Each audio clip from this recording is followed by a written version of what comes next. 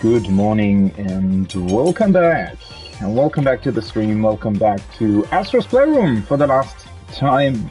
Well, I think. I'm pretty sure. But yeah, I hope you're having a great morning, day, evening, wherever you are. And we'll jump into this game for, well, yeah, probably the last time. We have one more era to finish, one more section of levels to do. And, well, we've left the best to last, which is the PlayStation 4. Well, I mean, arguably that's debatable, right? Overall, I think people would probably say that the PlayStation 2 era is the most sort of, well, not nostalgic, but certainly the one that really brought, you know, PlayStation into a, like, very known market. I mean, for the longest time, PlayStation, at least where I live, was almost synonym for gaming, right? And, well, apart from the Game Boy, maybe, right? The Game Boy is also something where, especially, you know, older folks who maybe haven't really interacted with that, still probably call any kind of gaming device, well, not maybe nowadays, not so much anymore because we have smartphones and, you know, the distinction there isn't quite so clear, but before that, everybody was still calling everything Game Boy, even though obviously it had long had other names since then. But yeah, we'll see. I mean, there's the last area of levels to go through, which is the PlayStation 4 era. And after that, there is still like a middle section that apparently unlocks after you've done everything else. So I am expecting there to be like a maybe last level or the best of everything or something, which would also be pretty cool. At the same time, I have Elden Ring here, obviously. I got it yesterday, the launch edition or whatever it's called, which does include a couple of nice things. It's not necessarily that that they're all, like, really special or something, but I just thought, you know, why not? Let's get that. It's just some, like, small thing to collect, something to look back on, right? If you, at one point in time, just go through your collection of games and you see that and say, oh yeah, that's the first PS5 game that I bought on disc. Well, technically it's the first PS5 game that I bought, period. Although obviously it is a cross-gen game still, right? Because it also releases on the PS4 as well. But yeah, that's here. The disc is in my PS5. It has already installed most of what's important, I think. It also patched itself. So we'll jump into that after lunch, probably, right? We'll finish off Astro's Playroom so that that's done. And then we'll dive right into Elden Ring. Well, not right. Again, after lunch. And, well, to this evening is still going to be Final Fantasy XIV. As I said before, we are planning to do an hour longer. We are still, you know, a bit on the fence, so it's about like 80% that happens, I would say, 85% maybe, which is a bit unfortunate because I really want to continue progging T, and also we're running into a bit of an issue where we're not really able to finish T anyways, it feels like. Why's my ear itching? I hate when the ear's itching. But yeah, that's I don't know, it's not that long until the next updates, right? I mean, I think the next live letter is, well, is it next weekend or the weekend after? It's pretty close, so, well, that usually means that the patch is also fairly close, and even though the next Ultimate only releases like 2 weeks after that, you know, that's not necessarily enough time to prog T. So that's a bit unfortunate. I had hoped that we were able to do more there, but at the end of the day, you know, you can't do anything against people being ill, and to be completely honest, it's also, you know, that just happens. And at least we were really, really quick with getting through the Savage tier, so the new stuff's already done, right? And even though, again, I really, really wanted to proc and also kill T again, you know, if it's not going to happen before the new ultimate, then it's not going to happen, and that's, you know, not a problem for me. But yeah, let's focus on Astro's Playroom now. Let's get into it and see what still lies ahead, what we can still collect.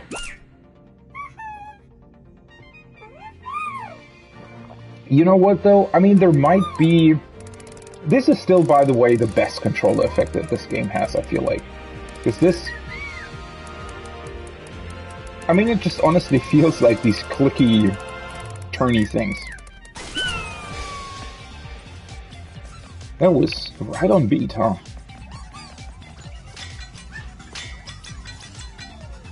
Just such a fun game. I really love that they include something like this with the console, right? That is, it's just nice, right? It's just nice getting something like this for free. Okay, so let's see what the last one was, the green one. Alright, we need to finish the green one. Let's see what that entails, and let's see what's in there, let's see what's going on. Let me do one quick thing, which is I want to check my audio. Sorry, that's always a bit weird, but... Okay. Everything's fine. Let's get into this. The GPU jungle. Once again with this neat little grass patches that look like silicon from what are they called? From like an electronic circuit. Also on the right and left, the electronic parts. It's just really neat. I really like the aesthetic of this game. They created such a cool well, how could you describe it, right? I mean, if you look just at this picture, for example, right, they've created such a neat sort of blend between technical stuff, but also at the same time showing off the graphics, which I feel like is not easy to sort of combine that.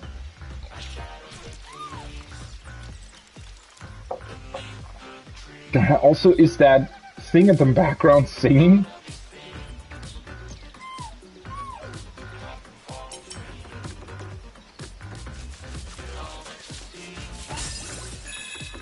Very beautiful here. I don't know if we're able to actually collect all the gacha things that we can get from the Crash Bandicoot with the apple things, and well, you can actually destroy them. Now they're all gone. I've never actually played that game, which, you know, what was that? It's such a classic, right? I had a friend who, like, was all about that, right? And they were clearly very, very nostalgic about the PlayStation 1 games, and they absolutely adored that they were remaking them. But for me personally, the only level of Crash Bandicoot I've ever played is actually the one that appears in Uncharted 4. And... you know, I can definitely see why it's such a beloved game, especially why it's so nostalgic for people, and in that way it's really great, but if you've never played it and then go into it today, it feels a bit, you know, basic. It feels like, well, not necessarily like the first Mario or something, but, you know, in that kind of vein, it's sort of a platformer thing, which was really, really big. I mean, when you think about Mario, Rayman, Crash Bandicoot, for example, right? Those were like these platformers of old, I guess. And, well, yeah, obviously there's a lot of nostalgia attached to it, but me personally, that's just sort of not enough anymore. Like, I don't necessarily... I mean, I'm playing this game, which is also a very basic platformer, but that's mostly because I want to see sort of the content at the end of the day, right? I want to see the artifacts, I want to talk about the different sections of PlayStation stuff that has appeared throughout the years. But to buy and play a game specifically to... I don't know. It's maybe you had to have played it at some point. Also, what is this about?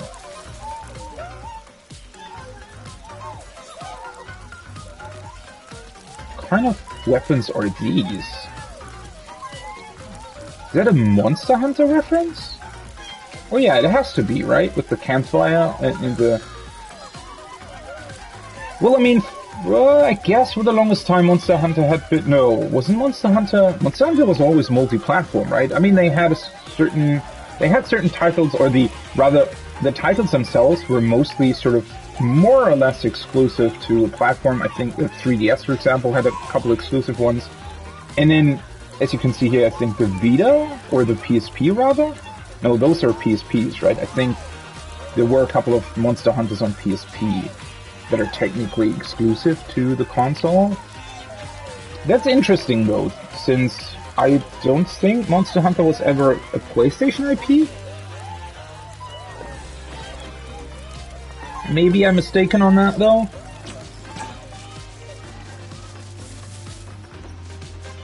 I like the texture on these trees.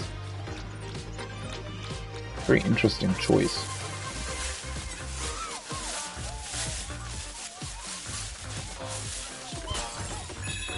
Aww, the PlayStation heart.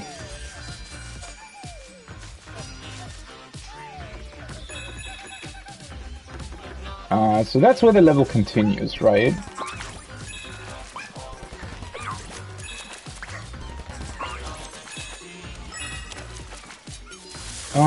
What are these guys doing? I think they're just partying.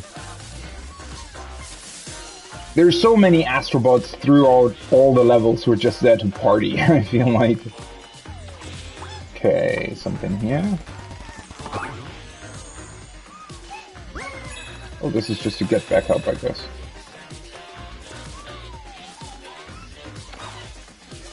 Oh, and that, well, this is clearly a Horizon reference. That's Aloy with her bow.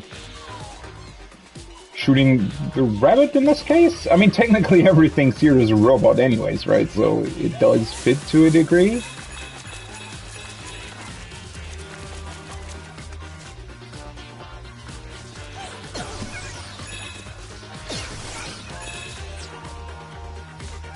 Wait a second. I'll come back right away. Is that just... What is this in reference to? Like a blocky dinosaur?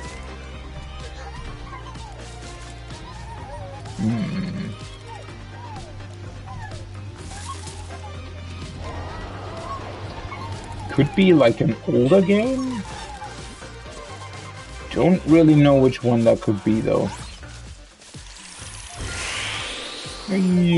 Oh, it's literally on rails. It's a very cool system. Nice! The first artifact. The PS Move motion controller. Wait, I thought we got that at one point. I guess we only got the like the other half, so to speak. The one with the analog stick. It's interesting that they include this one with the PS4, since it technically came out in the PlayStation 3 era. I mean, obviously, it's also heavily utilized with PlayStation VR.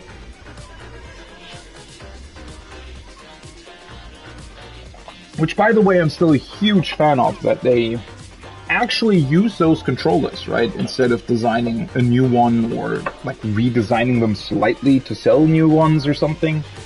Very, very cool that you were always able to use these. They're also such a great idea, and they worked so incredibly well. I mean, they still do, obviously, but you know, I was really, really impressed when I first tried them out to see like just how how well they worked, and how well and quickly and precisely they translated your movements into movements in game.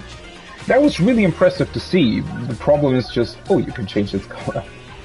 The problem is just that, well, we never had any games, right? That's the core issue here. I mean, there were a couple of like small PSN games that were pretty fun. I remember Tumblr, for example, which was sort of a, I guess, 3D Tetris, you could say, where you essentially had to put blocks of different shapes on top of each other, I think, and it couldn't tumble, right? So that's obviously the name of the game.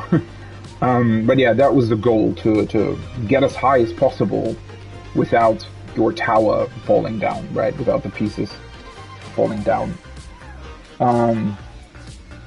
Essentially like Jenga as well. Jenga is the with the wooden blocks, right? Where you also have to push out the blocks and then put them back on top, and the tower can't fall. Or if it falls while it's your turn, then you lose.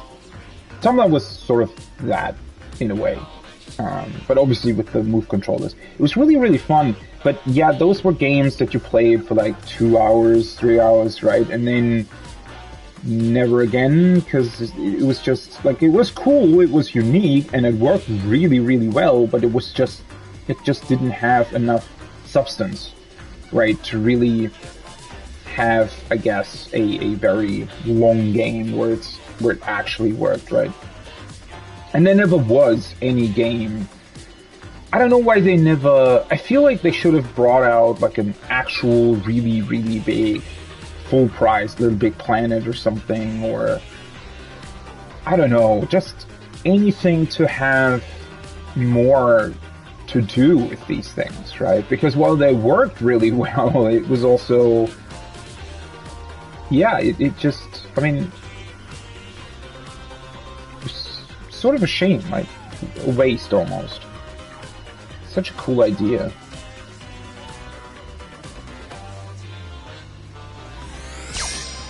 I mean, again, it's very cool that they now have sort of a second awakening with PlayStation VR. Although, that kind of suffers from the same problem, right? I mean, we still don't really see like big VR titles. I mean, obviously there has been like Resident Evil 7. I don't even know if 8 got like a special VR edition. I don't think it did, right? I mean, I'm not really into Resident Evil, so I haven't really followed up on that. I just saw a couple of people actually playing it in VR when 7 came out. Although 7, you know, at least from what I could see, wasn't really good. Like, it was okay. It was better than the like 6 and 5 apparently, but nowhere near as good as the remake of 2, for example, right?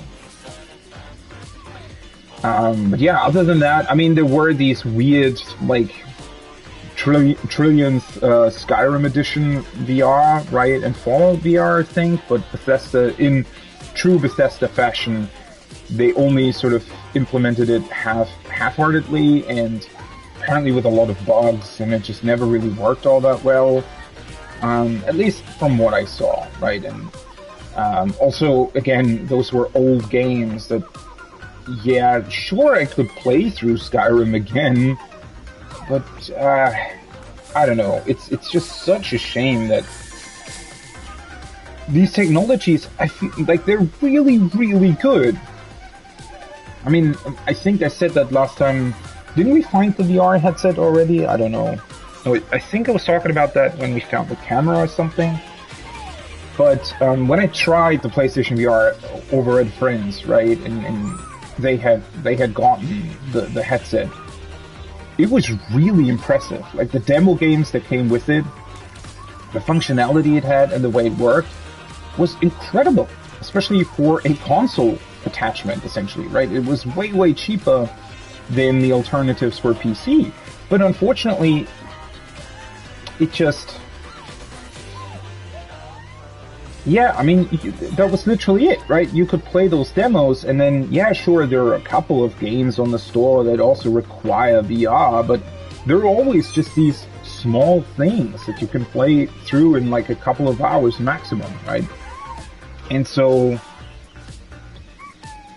I'm just, I mean, I know that it's pretty hard to develop a VR game because the sort of novelty of VR is cool, but that in itself doesn't carry a game, right? And also, I think there was just a huge lack of innovation in terms of potentials for these games. I always said, for example, that I would like a VR version of like strategy games or building games. Imagine something like City Skylines, where, I mean, they don't necessarily even have to build like a, I mean, sure, you have to change it somewhat, right? And obviously the UI and stuff would need to work with that. But you essentially being a giant in that world, sort of looking down onto what you've created, would be incredible in VR, I feel like. Same goes for strategy games, I don't know, things like Civilization or something. Which was one thing that the demos did really, really well. Or rather, there was one demo, also with these Astrobots, I think, where essentially one person was on, I think I said that at some point in the past, where one person was on the controller, one person was wearing the headset, and essentially the one person with the headset could move around the level and see, for example, if there were any secrets left or something, right? Technically, you could also play it on your own, right? Obviously, you could both be the person with the controller in hand playing the Astrobot and also look around the level, which was also really cool. But the fact that, you know, you could also play it with two people and they could both interact with the game world in these unique ways and sort of, you know, inform each other of cool things and work together to solve it, that was incredible, right? And had they even had they just put in the effort that this game has, for example, I feel like it would have already been a much better starting off point than what they had, because what they had was literally like 30 minutes of level, if even that. It was such a cool and innovative experience, and they just never did anything with it, right? And I'm also surprised that nobody ever tried to copy that. But yeah, here we are. The VR market is just still not really, you know, I feel like it's still not really where it could be. Sort of, I think the VR market shows the lack of innovation that has been going on in video games, basically throughout the last, well, at least 10 years, which is kind of a shame. And, you know, a lot of people do say, oh yeah, we have indie games now, right? And there are so many cool games with so many cool ideas, and that is true. But to be completely honest, those things are far and few between. Like the games that are truly good, something like Hades or Outer Wilds, you know, they don't appear that often. And while they're great, they're still not, at least for me, they're still not this replacement for something. Like, think about, well, Forbidden West came out like last week, right? The new Horizon game. And I do want to play that in the future. I played the first one, so at some point I want to return to it, right?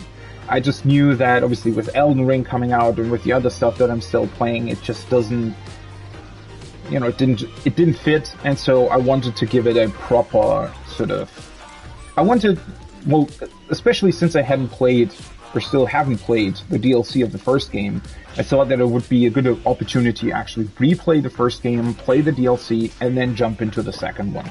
And I'll probably do that, I don't know, later this year or something.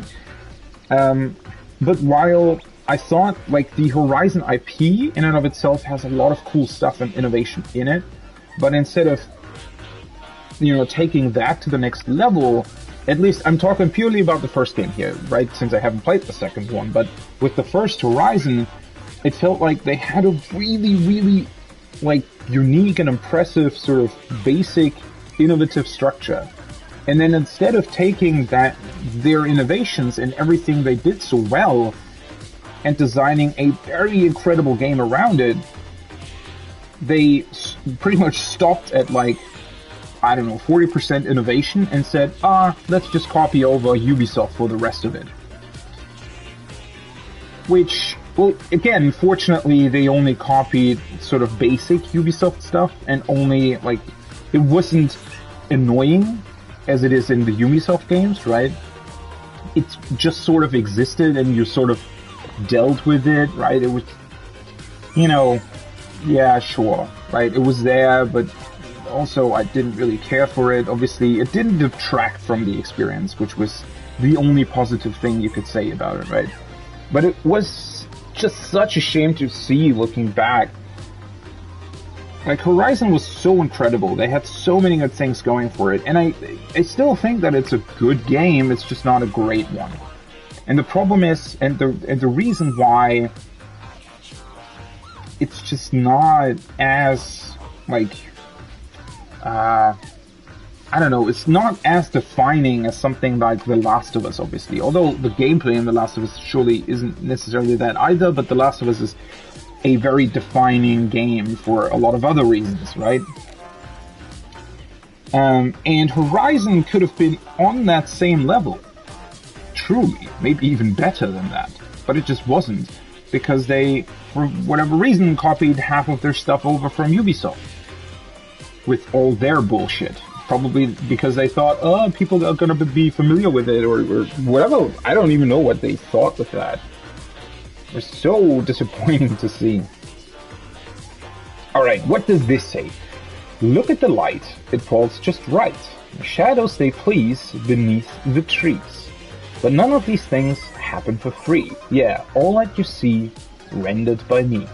I synthesize and rasterize immaterial things that I fabricate for you. For you. Yes, I tessellate and animate these dancing sprites and sunlit skies for you. I do it for you, I'm your GPU. GPU, tell me what to do and I'll do it for you. That's actually a very, very cute poem. That's cool. I wonder who wrote this and why they decided to include it.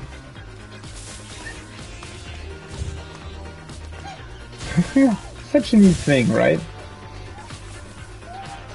And yeah, no idea what this means. To be completely honest, this also has to be a reference to something, but I mean, surely this is a coffin, some sort of vampire maybe?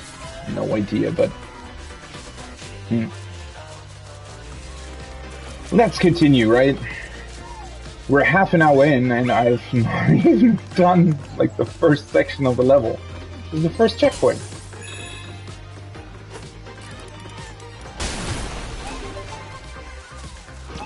Alright.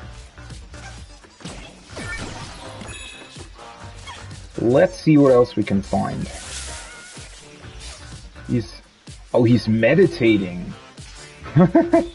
Surrounded by butterflies. Oh, cool. I thought that I had to maybe go like below it or something, but this works too.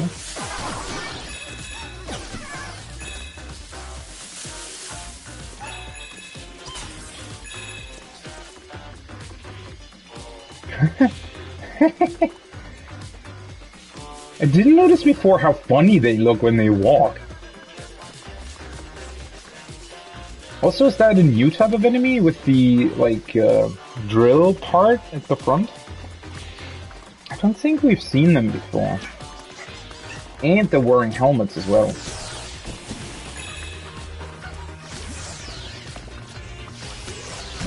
I guess you have to hit all three.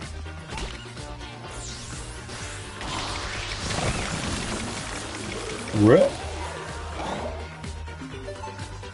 Oh. Wait, is this how the level continues? Wait, is it? Are these supposed to be... Well, not necessarily Blu-rays, but they're definitely like some sort of CD. Oh, also the bouncy part. That looks fun. What a cool design for a tree. There are USB ports here.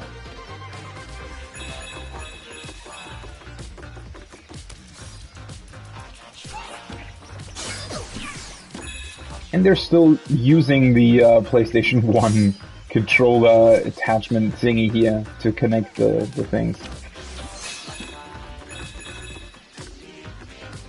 I love that he's just jamming out in the distance. I guess that's the GPU singing to you or something?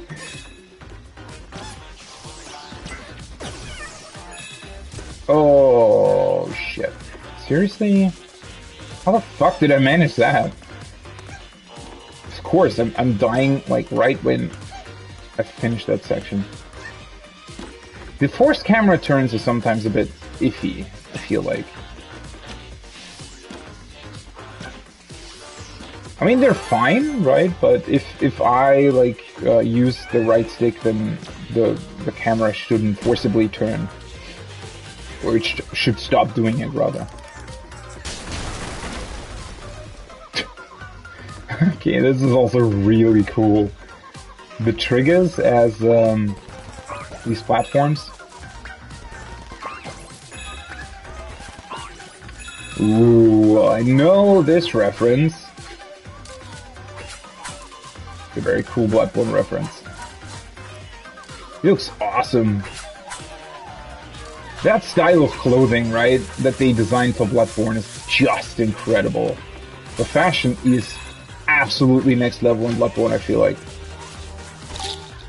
Which is something that I'm, you know, sometimes a bit disappointed with when it comes to Dark Souls. I mean, obviously I know that Dark Souls is sort of going for this, like, medieval aesthetic.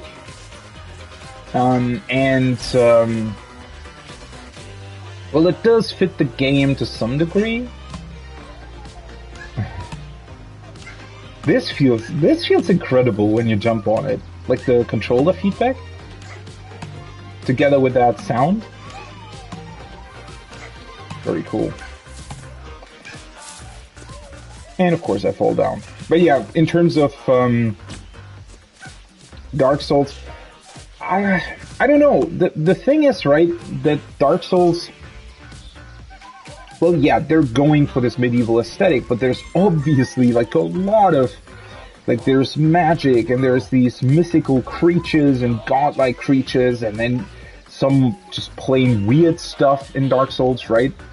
And I wish that the clothing and some of the other aesthetics of the game also sort of fulfilled that sort of weird fantasy vibe that they're going for, right? I feel like, especially compared to Bloodborne, the weapons and clothing is just kind of underwhelming in Dark Souls. At least in Dark Souls 1 and 2, right? Which are the two that I've played, or rather, well, I'm still going through 2. And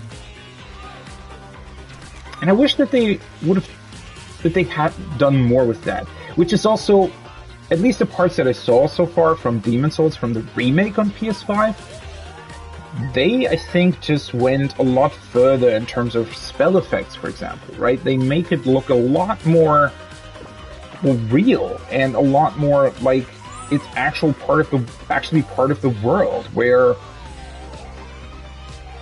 I don't know, I feel like the aesthetics that Dark Souls is going for is sometimes a bit well, underwhelming.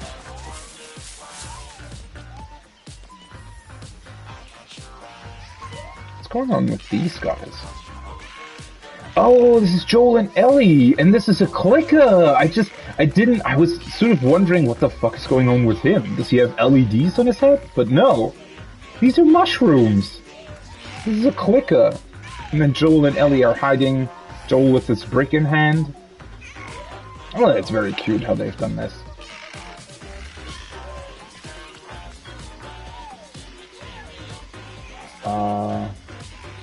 What's up with these things? How do I activate it? We're just supposed to jump through, or?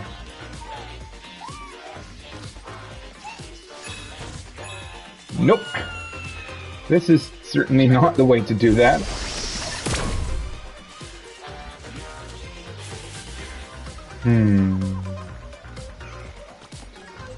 usually there is something to throw at this stuff. I guess maybe it unlocks after we kill these guys.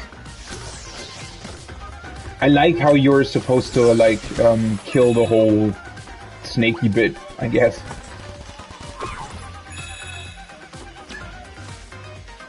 Okay, there's something back here. This is actually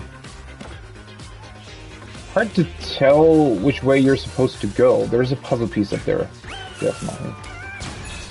Ooh. Well, this is new.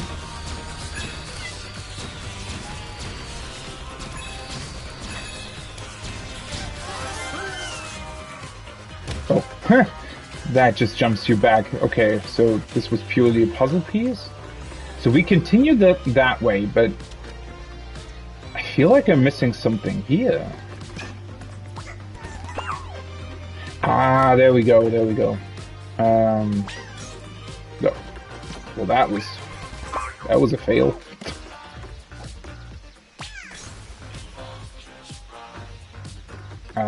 So I guess I have to open them up and then I can just jump into them.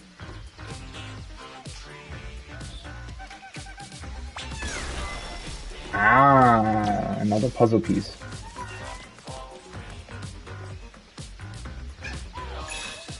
Whoa! Fucking hell. It's actually hard to tell whether or not you're in it or not. Okay. What? What was that? What did I just do there?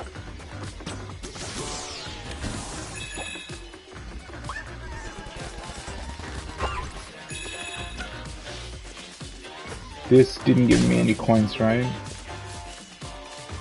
I think you can recollect the puzzle piece though, right?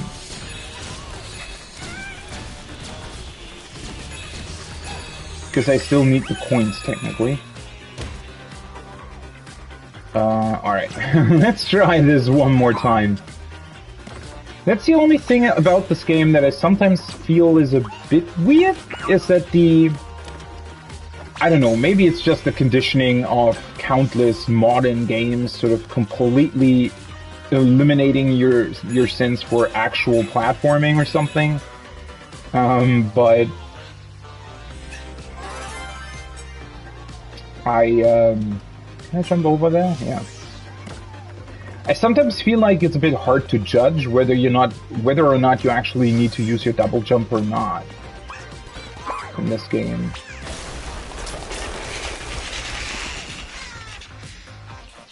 Those were bot parrots.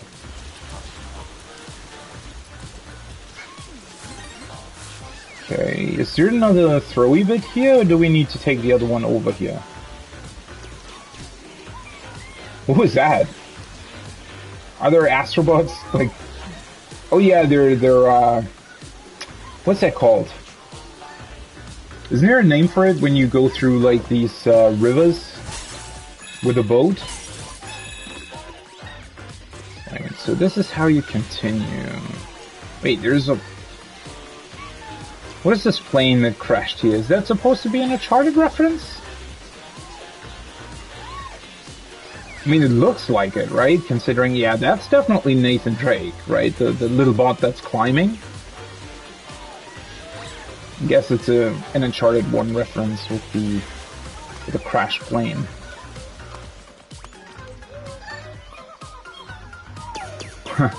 And they're weird, like, yellow... I mean, they've gotten better with that over the years, where they still, like, visually tell you which pieces of an area you're able to climb, while making them look, like, more natural.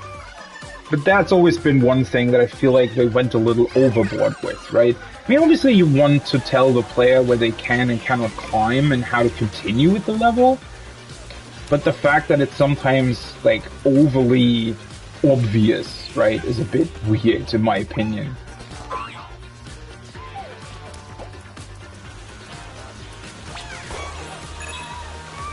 Okay.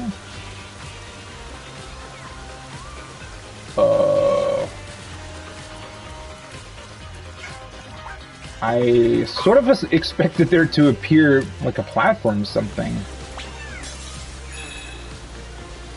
I guess it's just additional coins? Okay.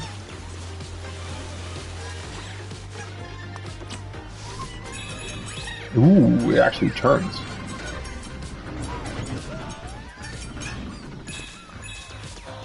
A couple more guys climbing. Ooh, now it gets interesting. I like this enemy design. Pretty cool idea. Alright, so that's how you continue, right? And then this is optional. What is this?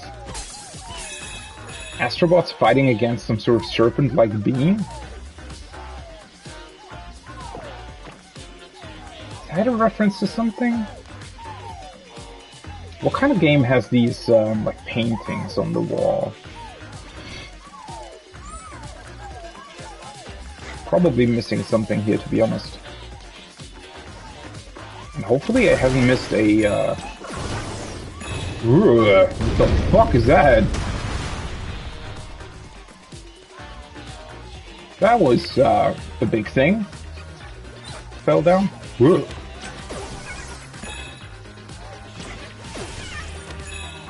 They're running at you from very far away. I don't think that I've missed... How many things are we missing? One artifact and a puzzle piece. Alright.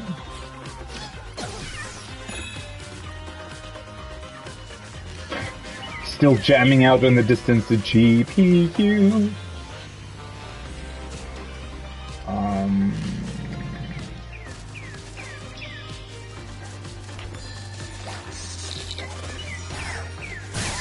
Oh shit! Didn't expect him to jump quite that far.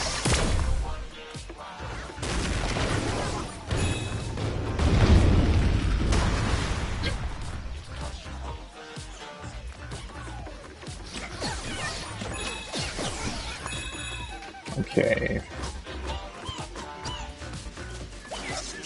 Come here.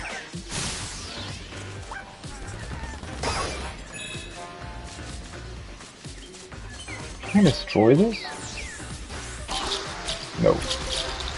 Oh, they're all... I thought there was a bot, like, hidden in it, but they all look like that. They're all bots, essentially. Also with these, like, circuit symbols on it. Looks really, really cool. I guess I want to go here first. What are they doing? Oh, that's a Days Gone reference, right? Yeah, him on his motorbike and the zombies running after him. That looks really cute. I love how they've done this. Like, the references with these spots all just looks really, really cute. Also sort of off in the distance, almost like a museum piece that you can look at. Very nice idea. Okay. Ah. There we go. Another artifact! Oh, a Vita game. PlayStation Vita game pack. Why go disc when you can go card?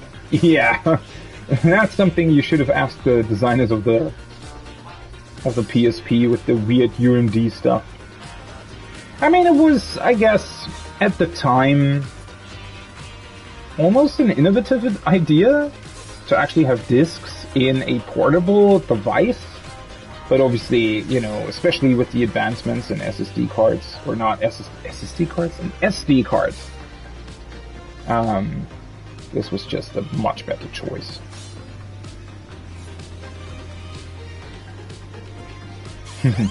What a way. Okay, now we're just missing a puzzle piece. Oh, there's another one of these! That's cool. Is this the text that he's singing in the background, by the way? Probably, right? You've never wondered why I catch your eye. It's 'cause you overlook all the choices I took. I spent all of my time deceiving and misleading you. I like to surprise with my virtual lies. I synthesize and rasterize immaterial things that I fabricate for you. For you. Yes, I tessellate and animate these dancing sprites in sunlit skies for you. I do it for you. I'm your GPU. Yeah, I'm your GPU. Tell me what to do and I'll do it for you. GPU, tell me what to do. Yes, I do it all for you. Yeah, that's the text that he's actually singing. How I realized that. Guess I didn't really pay enough attention to it. Oh, that's just cute. What are you? When did you get here? Ooh, another one. They just waited for me to go down there, did they?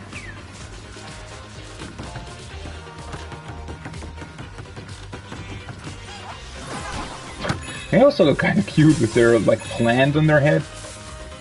Ah, and that's the last puzzle piece. Nice! Got everything. And I guess this probably... Yes, this will bring us to the next. The teraflop treetops.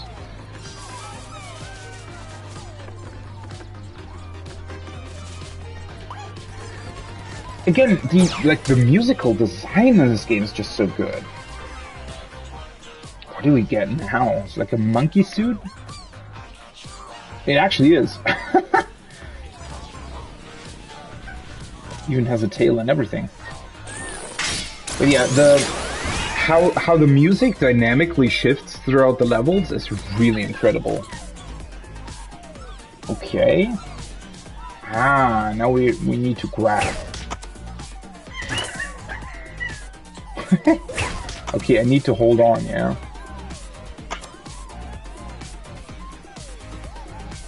And how do I... Ah, I have to tilt the controller, okay.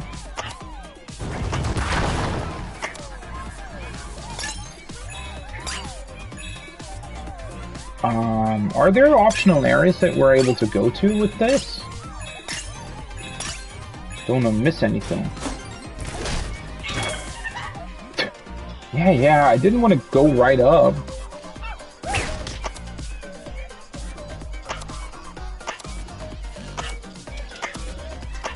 I mean, the controls work fairly well. But they're also kind of basic. I mean, you're just doing the exact same thing over and over again. Interesting. See where they go with it, I guess. Oh, this is... Like, that was an awesome thing. That was incredible what they just did there. Like, the way it, sort of... You feel this tickle thing on the trigger. Oh, right.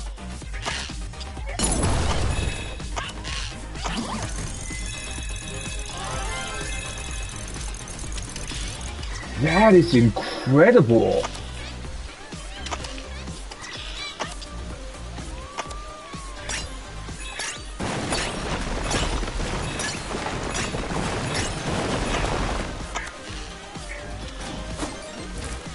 Okay. And now we need to jump up. Oh, okay.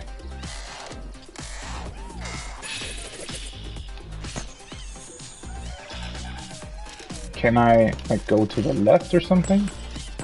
Oh, okay.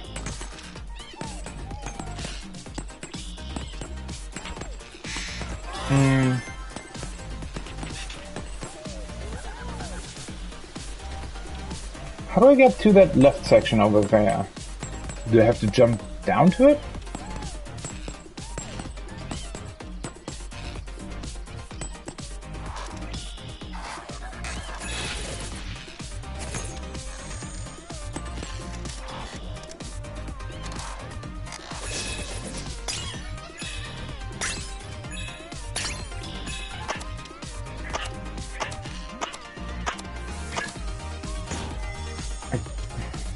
Ain't I way too high now?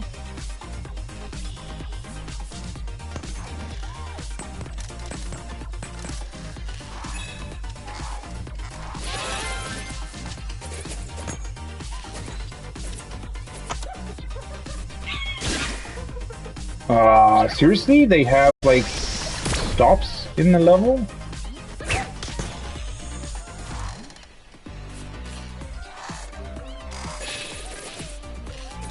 Oh, you can actually jump pretty high. So I guess you have to go from here then, huh?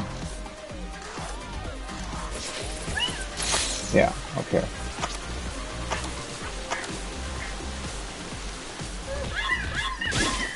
Okay. That was weird. I thought there might be something down there, but apparently there wasn't. Oh, here as well. I didn't notice that before. The triggers here also get like a very interesting effect. Yeah, what they're doing with the triggers here is way more impressive than what they've done with the vibration stuff so far, in my opinion. Like, the vibration of the controller is cool and impressive, but it's also, I don't know, once you've sort of seen it, it's very, like, you know what to expect, sort of. But with the triggers here, that is actually very impressive. Like, seriously? What?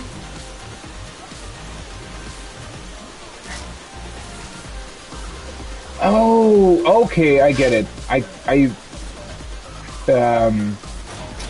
It works with the triggers. Oh, there's the artifact.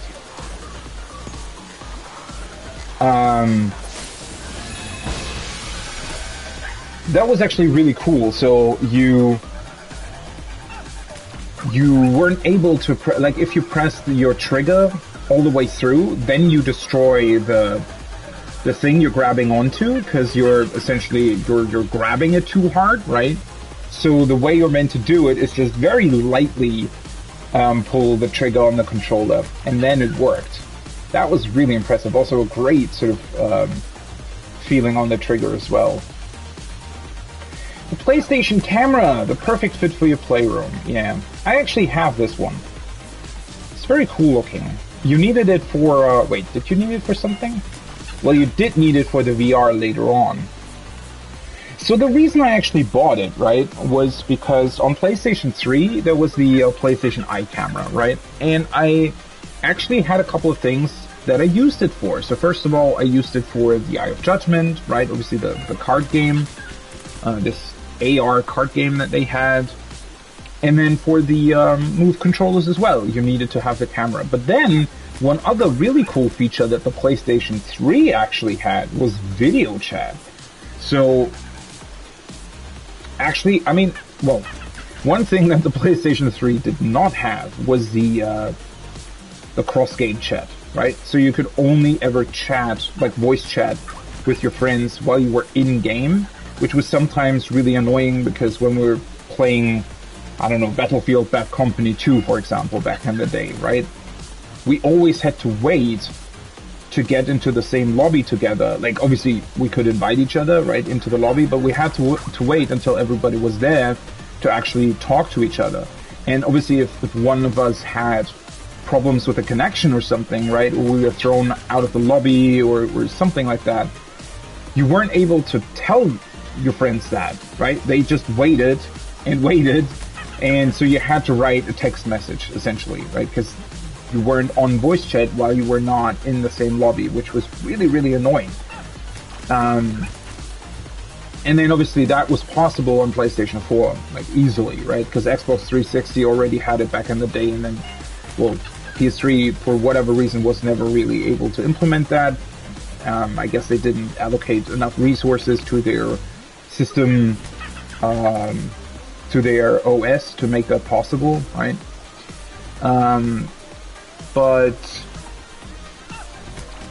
we did sometimes, like, when we had to discuss a few things, right? Or when we sometimes just hung out over PSN, right? So we would just, me and a couple friends, we would just sort of join the same chat room, and we heard our cameras turned on, right? And we were just hanging out, like talking about, you know, sometimes before we were playing games, sometimes after it, or sometimes just to, I don't know, talk about anything, right? I mean, for example, when we were planning like a trip or something, right? It was easy to hang out, and you could just literally show people, like when one of us got, I don't know, a new collector's item, right? They could just show it to the camera and everybody would see what it was. And that's actually why a lot of us bought this camera when the PS4 came out. We just bought it together with the console because we thought, oh yeah, we got so much great mileage out of the PlayStation Eye camera. Surely, you know, if we get this one right away, it'll work as well. And then they scrapped the video chat. It just wasn't part of PlayStation 4's OS anymore, which was a really big letdown. And so the only real reason why you would ever get this camera is to, well, unless you would stream, right? That was possible. You could obviously stream with the camera turned on. But that's not the same, like, if you just want to hang out with a couple of friends in, like, a video chat. It's not the same thing, right? So yeah, that was a bit of a disappointment. Overall, though, I really like the design of this camera. It's like two 1080p cameras, which was back then actually pretty cool. And yeah, it just has this awesome design. I always liked it a lot. And you could turn it slightly, right? So if you, the knob on the right has the cable attached to it, right? The one that has the PlayStation logo on it. And it can tilt. Like the knob on the right stays level with the ground, right? And the rest of the camera can tilt like upwards and downwards, you know, depending on where you, like if you put it on top of your TV or below it. And then later on, they actually came out with an updated version that was round, like completely round, and you could put like into a plastic stand.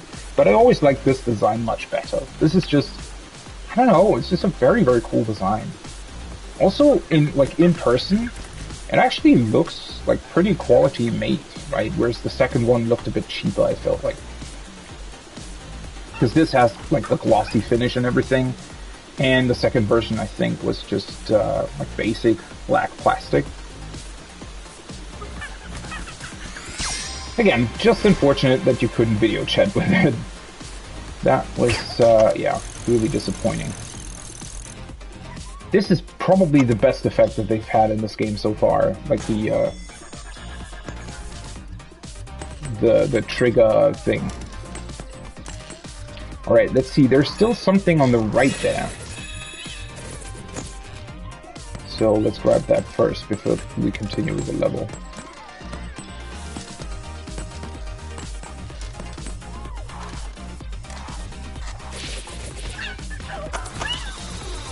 What?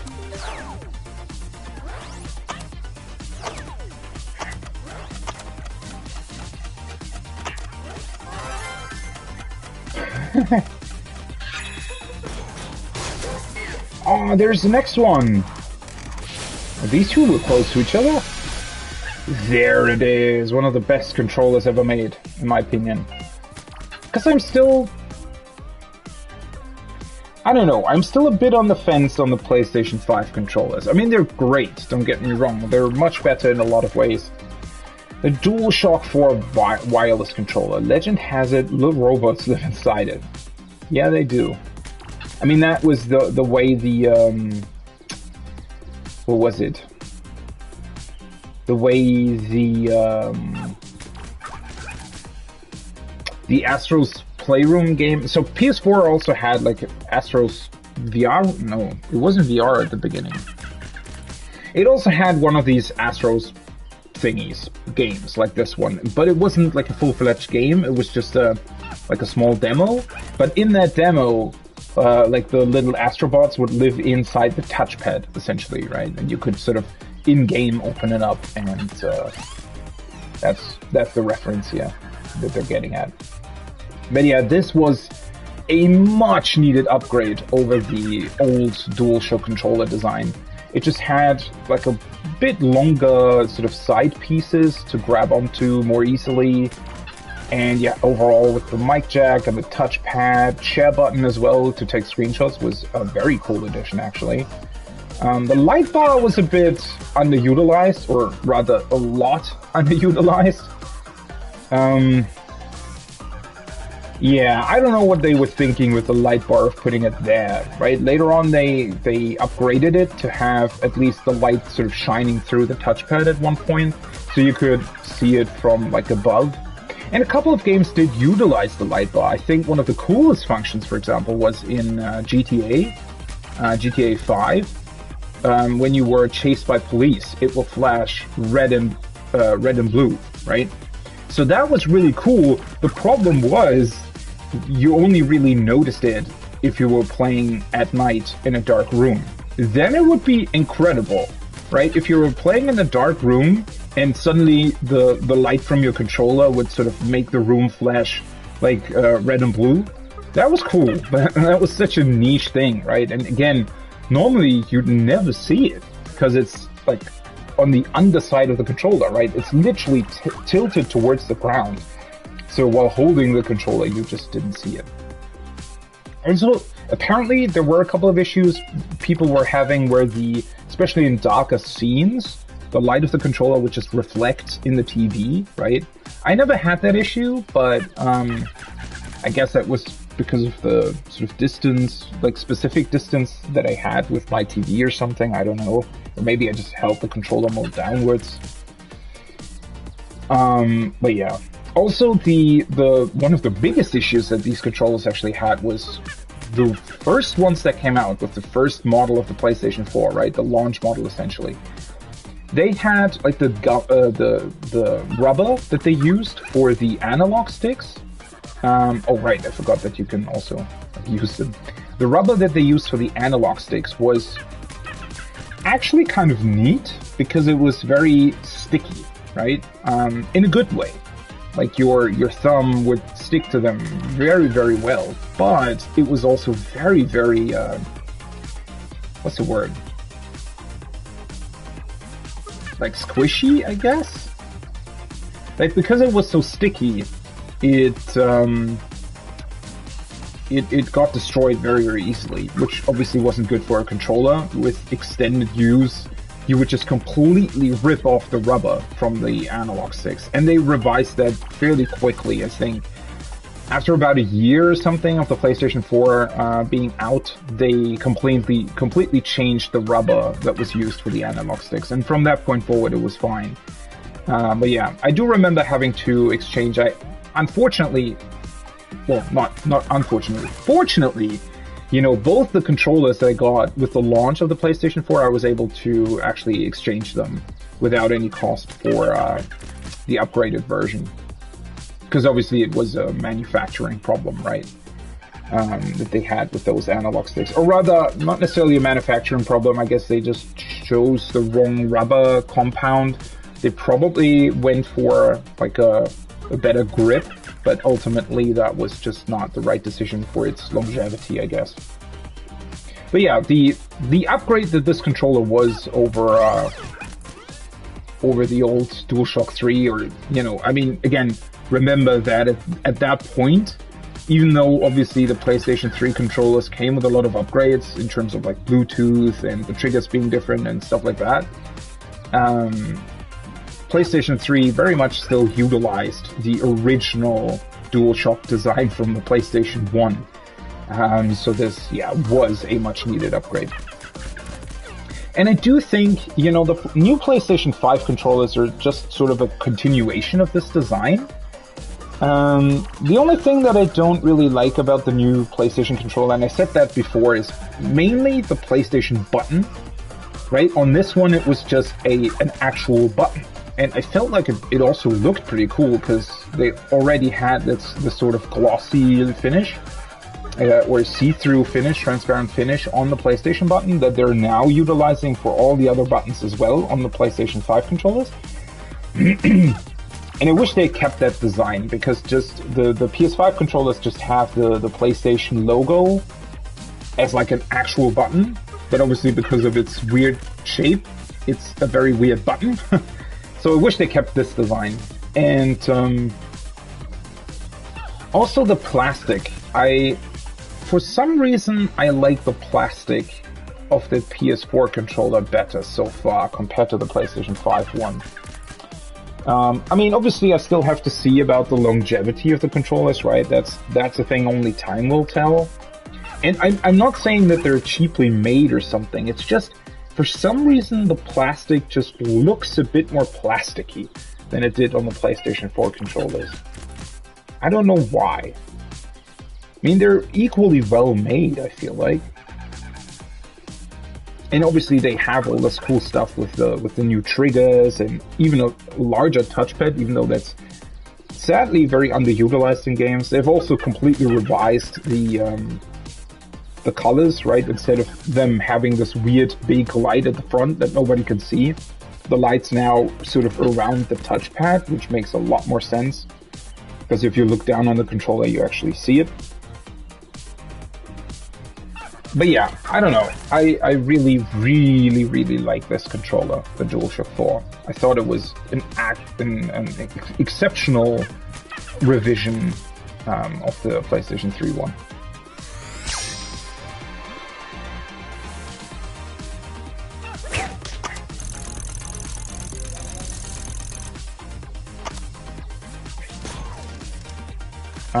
Alright, was that the thing to the right there? I think so, right? Yeah, that's where we just were. Alright, so let's actually continue with the level. Well, at least we got both artifacts here, so that's cool.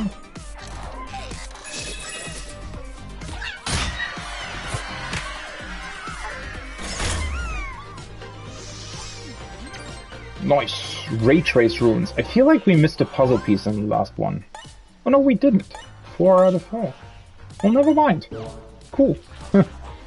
Ray Trace ruins, yeah. If only ray tracing was a bigger thing in games on the PS5. I don't know, so far it's... But you know, not like... Ray tracing isn't really a big thing on the PC as well. Like, obviously they hyped it up as this new big thing, right? And everybody wants to have it, but... yeah. For actual ray tracing, like things that look like really, really good and not just sort of a neat visual effect, I feel like we're still a bit off from that being a thing. Also, that's a Tomb Raider reference out there. What are they? They're playing Ninja Bots.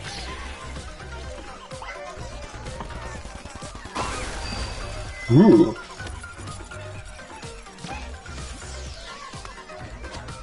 Wait. How does this work exactly? Oh, I guess I have to jump from here. They're very quick. Oh, is that their chief or leader or whatever? Yeah, from this angle.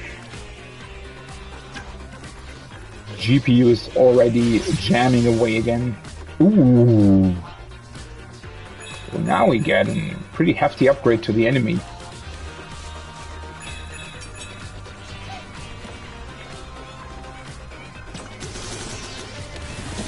I really, really like this enemy design. Such a neat idea with you having to like kill all of them at once, essentially, or well, not kill, but throw off their helmets. Who the fuck? Oh, wait, we met that big robot already, right? What does he have here? What's that weapon meant to be? Is this a reference in this case to like Shadow of the Colossus or something? It's also a game I still need to play, like Shadow, I mean. So... this is probably where it continues? Let me see. Just don't want to miss anything here. Here's a puzzle piece. Oh, and yet another incredible game. Demon Souls reference. With is she called Maiden in Black in Demon Souls? I think she is, right? The character kneeling in front of her to level up. Very, very nice. I'm kind of, like, disappointed with myself that I never really properly got into the original Demon Souls. Because it was released on PlayStation Plus, right? In like... When did the actual game came out? It came out pretty early on, right? like 2008 or 2009, and I think it was for free on PlayStation Plus in 2011. I want to say towards the end of 2011, something like that, maybe 2012. But yeah, I saw it. And at that point, I'd obviously heard about it, right? Everybody was raving about it. Like, it was a pretty niche game when it came out. Not a lot of people were paying attention to it. But it already had this like, niche following, right? And then, obviously, a lot more people sort of noticed it. And then, yeah, when Dark Souls came out, it was a really big thing, obviously, right? But the problem, obviously, was back then, you know, more people had Xboxes than PlayStation 3s because PlayStation 3s were expensive, and, you know, they had all this, like, they were essentially the, like, worst option when it came to multi-platform games, although that's, you know, always kind of a comparison that fortunately nowadays is not a thing anymore, really. I mean, obviously there are still comparisons between the different versions. I mean, Digital Foundry is a great channel, right? I really like to watch them as well. But, you know, back then there was definitely much more of a divide, right? The first party games on the PlayStation 3 looked phenomenal. You know, objectively probably better than the things on the Xbox 360. Or the first party games on the Xbox 360. But the multi-platform games, especially something like Red Dead Redemption, for example, clearly looked better and ran better on the 360 compared to the PlayStation 3. Because they just had this trouble. I mean, apparently, there were definitely, like, developers were saying back then, for example, that with their PlayStation 3 development kit, at least, like, right at the start or before the console came out, a lot of the manuals were actually only written in Japanese. So apparently developers had problems, you know, actually accessing all the features of the PlayStation 3 and its weird, like, CPU structure, right? Which, yeah, it's a big shame looking back, right? But yeah, so I didn't really notice Demon's Souls when it originally released, but certainly later on when it gained this following, right, it would definitely, at the point where Dark Souls came out, it was already, like, it was really, really beloved, right? But because of that, well, I mean, still a lot of people had a PlayStation 3, but I think just overall the amount of people that actually played Demon's Souls is not that big, right? And I started it, but yeah, I don't know what it was. I mean, probably and I said that at one point, I think. My biggest issue with the original Demon's Souls is just, and that was actually true for a lot of games in that generation, it's just that graphically it looked so bland.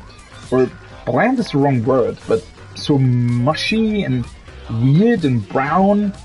I don't know, the combination of textures and bloom effects that they used in Demon's Souls just made it look very, very underwhelming.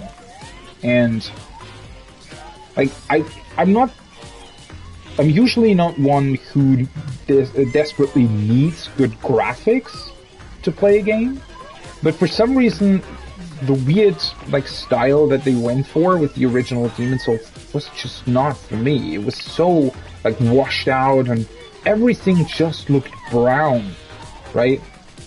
Different, like, shades of brown. And it just really, really didn't look good. And to the point, and again, I'm not saying that it need better graphics, but the problem was that I had really big trouble sort of getting immersed in the world. And I think, you know, considering that back then, especially since it was my first FromSoft game, it was the first time that I sort of had to deal with this, with the way the Souls games are done, right? Well, it was a challenge, right? It was a struggle. And I didn't understand a lot of the things. I mean, in a lot of ways, Demon's Souls also had a lot of sort of obscure things in it, right? Where it wasn't quite clear how to deal with them. And so, I wouldn't say that I got frustrated. That's the thing, right? I wasn't frustrated with the challenge or anything. But the problem was that I had a real hard time getting immersed in the world. Because the combination of having to run through these levels multiple times because you died, or because, you know, you were trying to find out some weird hidden secret or something, combined with the fact of how it looked, and I don't know, it just, at the end of the day, it just didn't grab me, right? The thing is with the FromSoft games especially, you need this like inherent motivation to tackle the challenge, right? And I'm not saying, like, I don't even think that they're particularly hard or anything, but they're challenging in a couple of ways, I feel like, right? Not necessarily even gameplay-wise, but also the fact that you sort of need to keep track of your environments, right? You need to build a mental map, because the game obviously doesn't have one, and I very much like that. But again, it's the combination of all these things. The fact that you need to keep the story in mind, sort of, right? That the story unfolds throughout a lot of stuff that you read on the item descriptions, for example. That also means that you have to keep those things in mind as well, right? And all of these things combined, like the challenge, keeping in mind the story, keeping in mind the map, and there's just all the stuff that comes together that usually, in the case of FromSoft games, does create this very, very cool and unique feeling of discovery, right?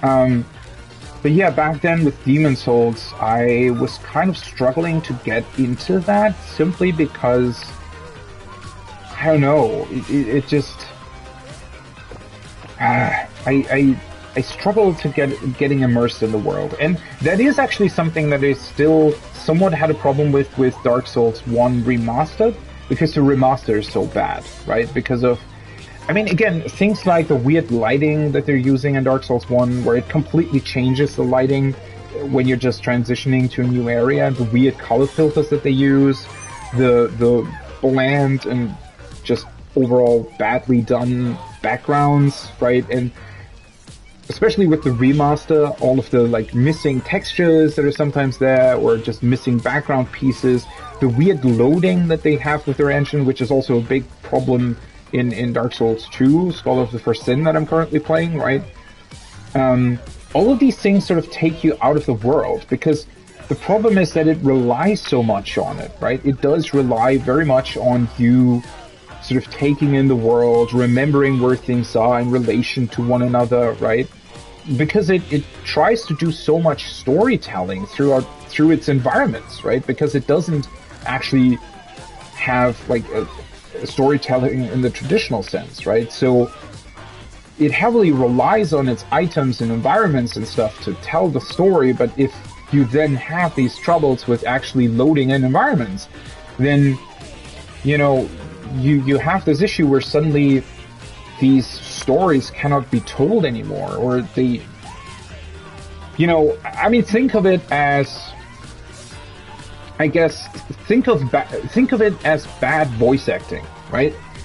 You can have the best story in the world if you include really bad voice acting in your game. Even if the story is really, really well written, that will probably, like, turn people off, right? It will probably make it so that you just don't feel immersed, right? If the voice actor is doing something really weird or just overall off-putting, it doesn't matter how well written the text is that they're voice acting, right? And it holds true the other way around as well. If the voice acting is absolutely phenomenal, but what they're saying is complete bullshit, which is a big problem with the Final Fantasy VII Remake, for example, where it feels like the story is sort of written for 6-year-olds, but the voice acting is really good and the like graphics are really good. It just sort of creates this really, really weird off-putting thing, where it's just, you know, I want to like it, but at the same time, I feel like I'm watching Teletubbies, right? I mean, not to that extreme extent, obviously, right? But that's sort of the same thing that I'm talking about here, right? Where it's not the graphical sort of fidelity that's the issue, but the problems with it, right? That it tries to tell so much through its environments and through these, well, yeah, throughout everything that's happening in game, right? But at the same time, it also has these big struggles with loading in stuff and with textures not appearing properly, or lighting just being straight up bad. And again, like with bad voice acting, that can really take you out of a scene or really take you out of a certain environment. Especially if you want to, like, something that, well, yeah, Dark Souls and Dark Souls 2 do a lot is sort of, they show you environments before you get to them as sort of to connect the areas, right? I mean, in Dark Souls 2, for example, from Majula, you can see Height's Tower. But the way it's implemented, it just doesn't work, right? The scaling is wrong, the texture is bad, and it's sort of, you can see what they were going for, and it's, in a way, it's cool that they did, but it's also, you're suddenly not really true, right? Or not really sure, and that's a big issue, right? Because they so heavily utilize that in their storytelling. Suddenly you're not sure, well, you know, is this, like, the fact that the scaling isn't right? Is this now, is that just a limitation of the engine? Were they just not able to do it any better because they just didn't have any resources left over for the background?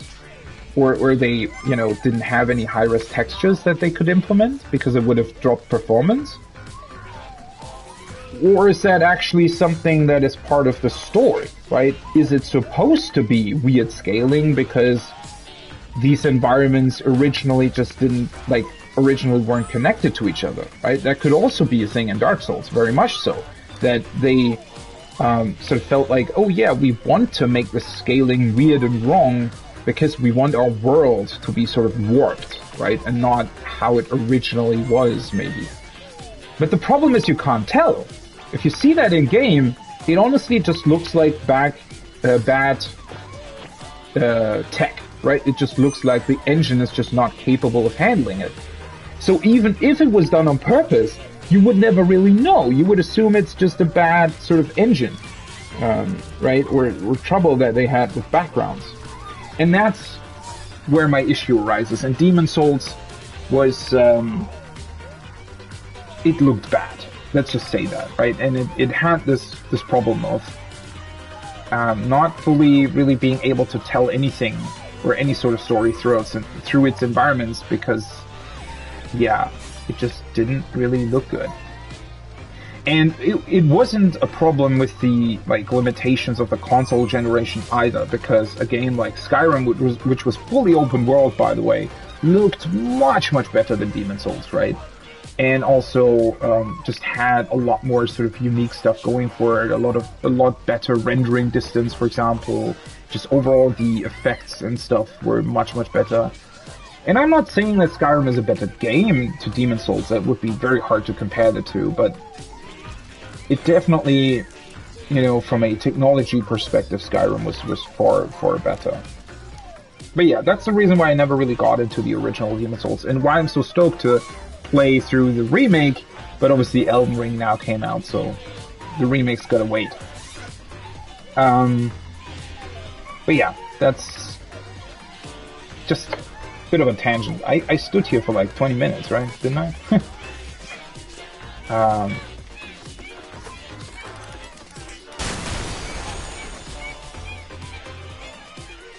I didn't miss anything else, hopefully. Once again with these cool triggers. Okay, what are they? They have bananas. Bot bananas.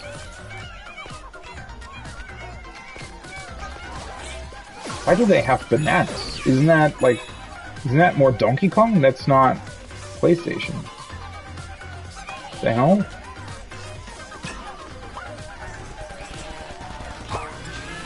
Oh, nice. Another one. What is this? PSVR processor unit. Nobody really knows what goes on in there. True, I completely forgot that this was a thing as well. Yeah. So the PlayStation VR on PS4 actually came with this additional module? I don't know. I think Digital Foundry did a thing on this, and what it potentially does? I think a lot of people were speculating about this. Because I don't think it actually did that much, right? For the VR thing. Maybe some sort of acceleration or something, or maybe it just handled the whole processing of the VR unit in a way where, you know, the PlayStation 4 could then fully focus on providing the rendering for the game. What does it have in the front here? That's an HDMI thing for the headset? I think the headset just had this two connectors, right?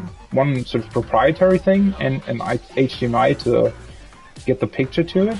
And then in the back it also had an HDMI. Wait, what does it have in the back here?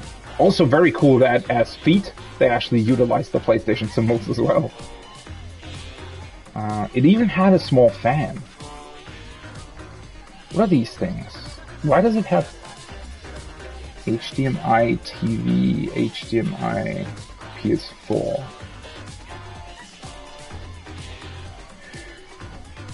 Right, it also had a pass-through for the HDMI stuff. Oh, right. Obviously. Of course it had. Yeah, I remember now. Yeah, because obviously you still need to have your TV connected as well, right? A couple of games actually utilize that. So you would put the HDMI from your console into this thing, and then it had an HDMI out that went to the TV, and then the one in front goes to the headset itself. Yeah. The USB port, not sure if that was actually utilized or just an extra one. Might have been... Maybe it was an extra one to load the controllers or something. I don't know what is that weird antenna looking thing? 12 volts. Oh, that's to plug in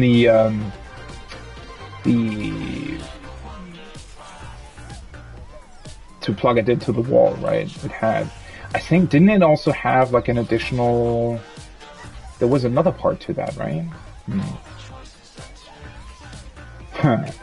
Sort of weird part of the piece of tech. Oh yeah, I forgot about this. I completely forgot that it could do that. So it would slide back in order for you to be able to plug in the stuff, and then you could slide it sort of in front to, I guess, make the connection a bit better, or not better, but, you know, so that the cables wouldn't accidentally release or something. Very cool. Again, I still really like that they were trying to implement VR into consoles, because I do think that that's the way to go in order to make it the most accessible, right? And ultimately make it so that there's going to be a lot more games for VR. But yeah, it didn't really take off, right?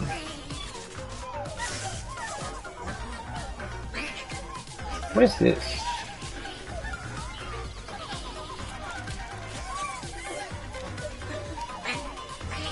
Is this a reference to Resistance on the PlayStation 3?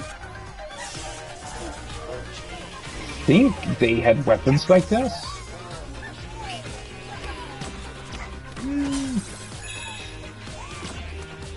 Interesting.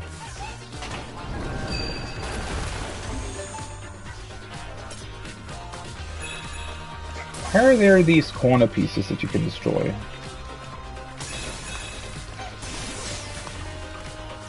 Guess it's just so that you can't, like, jump onto them. For some reason I always think that I'm missing something.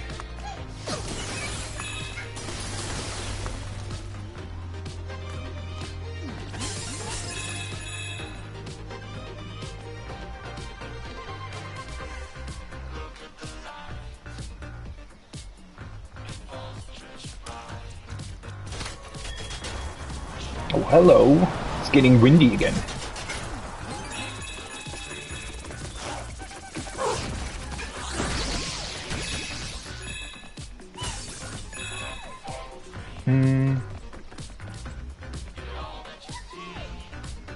Oh, do I have to, like, jump while it's windy? Probably, huh? I feel like I should know this reference as well. I definitely sort of remember the visuals of that. I couldn't tell you what game it was. Definitely something that I haven't played. Once again, it's also really cool how they now use these enemies like this.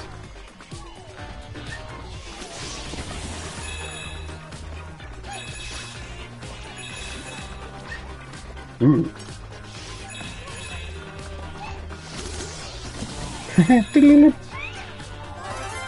Also, that's a memory card that's in here.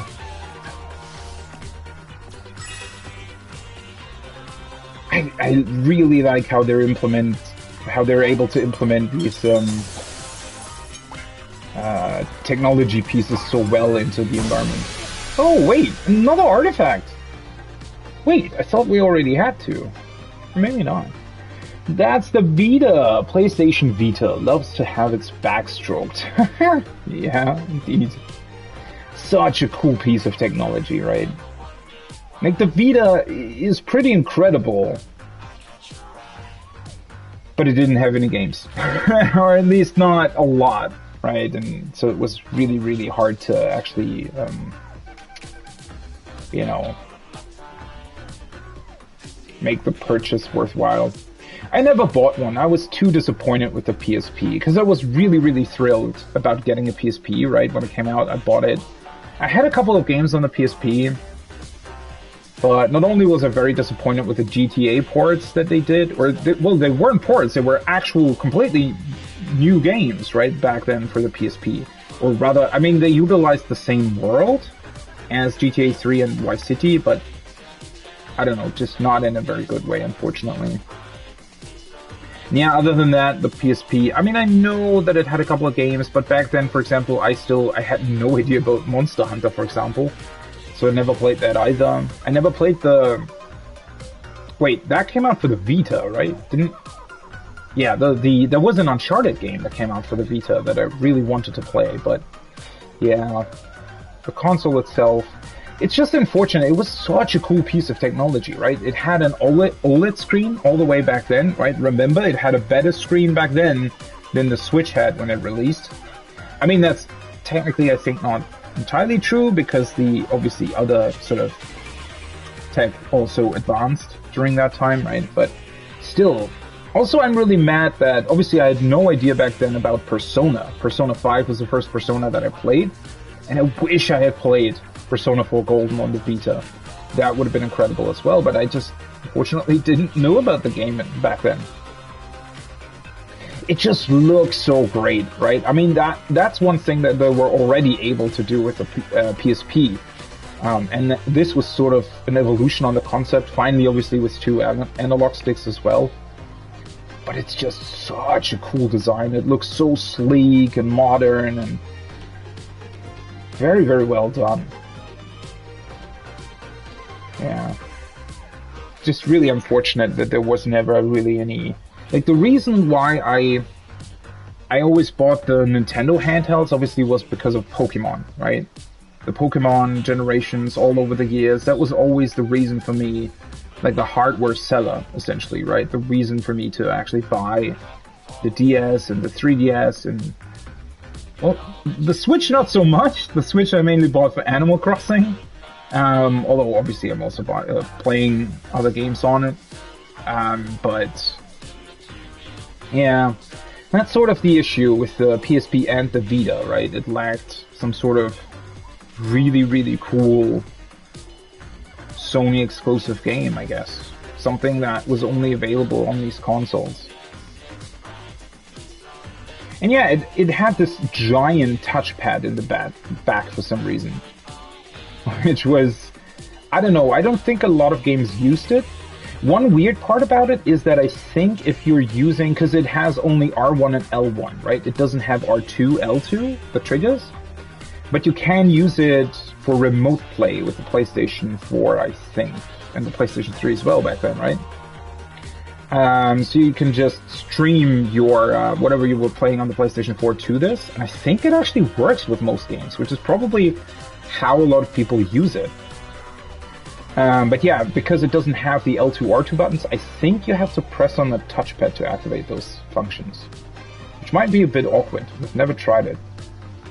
And I think I talked about it at one point as well. But there was one game that was really, really cool with utilizing the touchpad.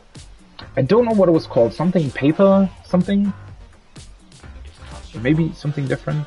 But yeah, it had this. So it was sort of a platformer as well, I think. And the way it worked was that you could manipulate the actual game world by pressing on the touchpad. And it was so cool because obviously you were looking at it like this, right? You were looking at the screen and you would run around the game world with your character. And then if you pressed on the touchpad on the back with your fingers, essentially it would look like your fingers were poking through the console into the game world, because it would lift whatever sort of part of the touchpad you were poking at, it would lift that particular part in the game world up and would essentially create a small sort of mountain or hill to climb on, right, to reach additional platforms, whatever. But again, the way it was done, the fact that you pressed on the backside of the touchpad and it would sort of lift the game world up in that particular place, and it looked like you were sort of poking through the console from the backside. Such a cool and innovative idea, right? But yeah, I mean, that's just one small game, and that kind of doesn't really warrant this whole thing in the back. I don't know. It's a bit unfortunate, right? These features are always sort of really great when it releases and you think to yourself, wow, this must be incredible, right? All the things that you can do with it, and then nothing ever happens. It's, yeah, very unfortunate. Oh. We need something to throw.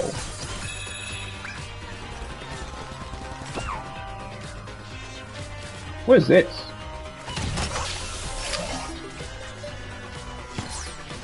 Wow, we actually get a bow? Oh, that's cool. Wait, how do we throw though? Can aim? I guess you just release? Okay, yeah. Nice. Also, one thing that is really unfortunate, because I guess like motion controls in general, right, have sort of a bad reputation. And that's definitely warranted, don't get me wrong. But precision aiming, right, that is something that is incredibly good if done right. And I think it's the first time I actually discovered it was probably in Breath of the Wild on the Wii U. I have Breath of the Wild on the Wii U, right? Because back then I didn't want to buy the Switch just for one game, especially a game that, and I had the Wii U, which arguably maybe was like a, although, well, since the Wind Waker and Twilight Princess HD remasters are so good, I definitely like that I bought the Wii U. There's actually a lot of stuff that the Wii U has going for it. Although now, unfortunately, since I think they're shutting off the stores, or already have shut off the stores or something, there's a lot of great stuff lost on that, I guess. Because they also released a couple of old DS games on the Wii U as well, right? Because you had the touch screen on your controller. So it was able to essentially emulate DS games very well, right? Because you had the two screens as well. And I like that a lot. But yeah, I bought Breath of the Wild on the Wii U, and with the giant touchpad, it's actually really easy to very precisely aim with the touchpad. And the same is true here as well. So if I aim, right, I can obviously use the right trigger to aim. But aiming with analog sticks doesn't always feel that great, right? It always has this like bit leftover sort of, I don't know if it's something to do with the dead zone of the trigger or something, but it always feels just a tiny bit unprecise, right? And most games obviously sort of solve that by giving you a little bit of auto aim that corrects for that. Although you can also do really cool stuff with it as well, like in The Last of Us, right?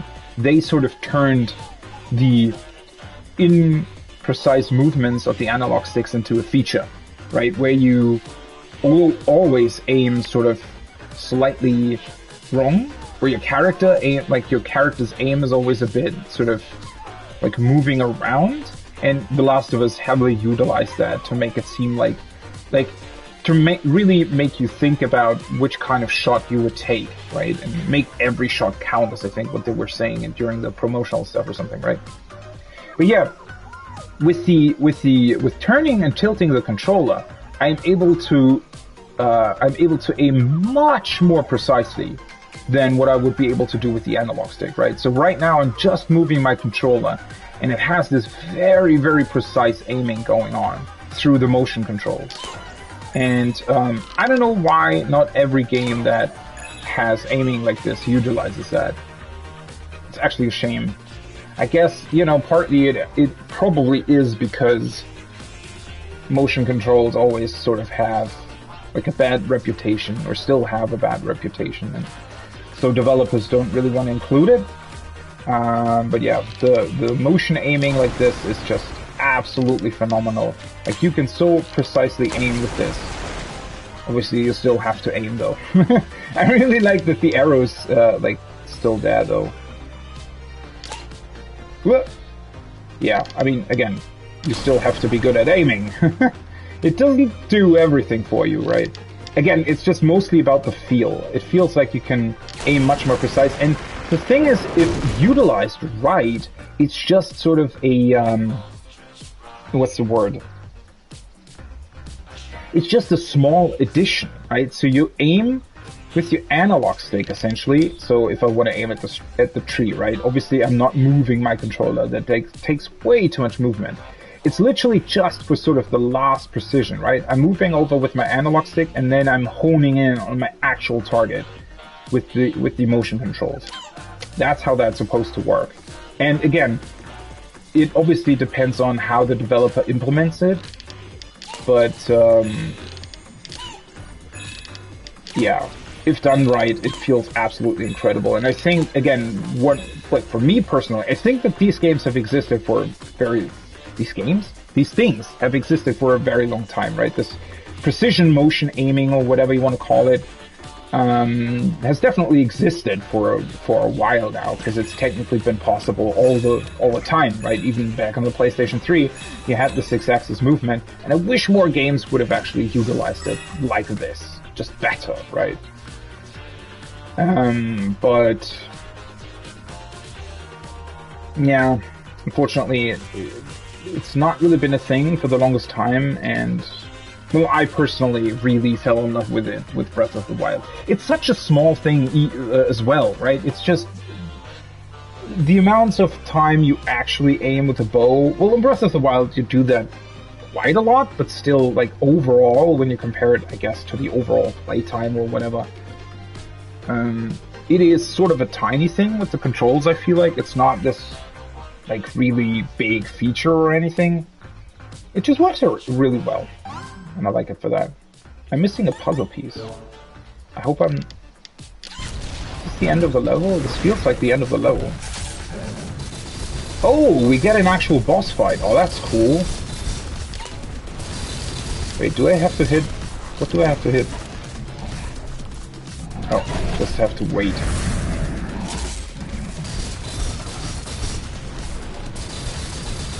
I actually wish they would have implemented a couple more boss fights in this game. Because they're actually really well done.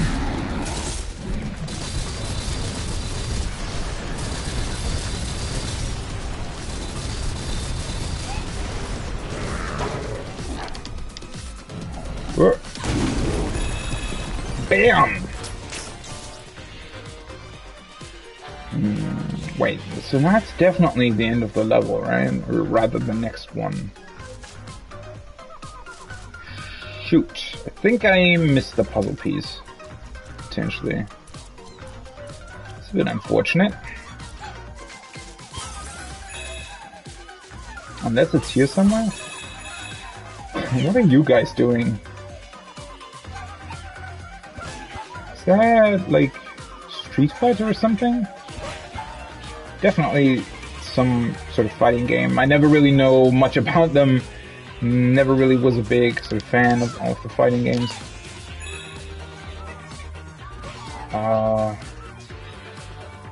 Yeah, I think I probably missed the last puzzle piece. Unless you can go there? How would you do that, though? Oh, never mind. Aha! There it is, so I didn't miss it. Very, very cool. Yeah. Nice. Alright. Done everything here, and now it's on to the finish line. Actually, it makes me a bit sad. This game was really, really good. Well, you know, for what it does, it's really, really good. Mount motherboard. Alright. Just need to make sure to find everything here as well.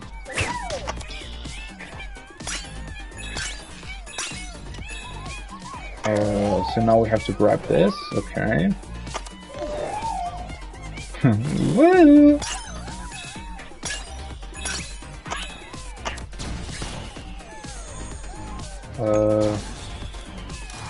Kind of need to make sure not to, because it's sometimes a bit odd. That's the only thing.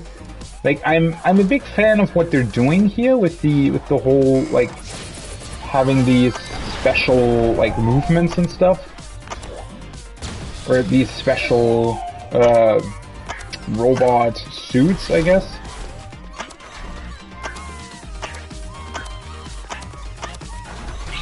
Oh, okay, so you need to be fast enough. Okay. Guess I need to wait for it to... Also, what are they doing inside this thing?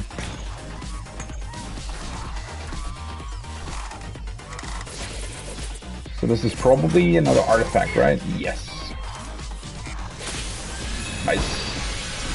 There it is, the VR headset. PSVR headset, a new fantastic point of view. Yeah. Again, if only there would have been more games. Also, I really like the design of this. It wasn't perfect, I would say.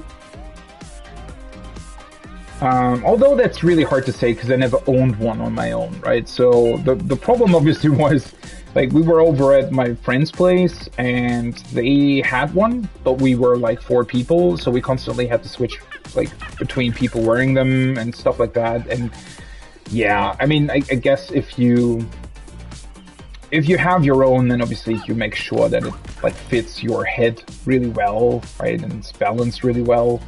And I think, again, they did a good job with it. I think the way they implemented all this stuff, definitely, I don't have really a point of comparison. Although, wait, I did a VR escape room once. I don't remember what they had, though. Probably the Vive or something? But their headsets were also really comfortable as well. But yeah, it was pretty comfortable to wear. And then obviously it has all the lights in the front, right, to make the camera able to see you. And I'm still actually really impressed how precise they were able to calculate your movements based on the lights. And, well, it also has sensors in it, obviously, but yeah, pretty cool. And then it has this nose piece. That was pretty good. Microphone, obviously.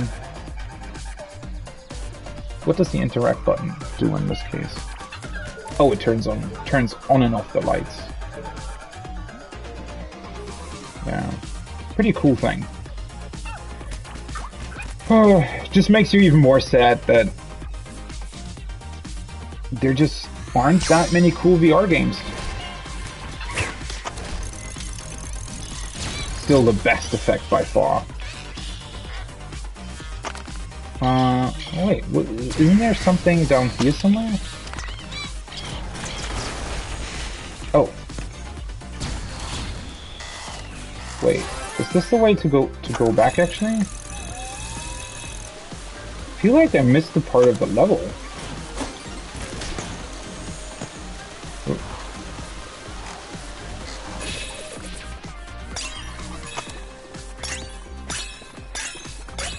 Oh! These guys exist here as well now. I don't think I can actually defeat them though like this, right?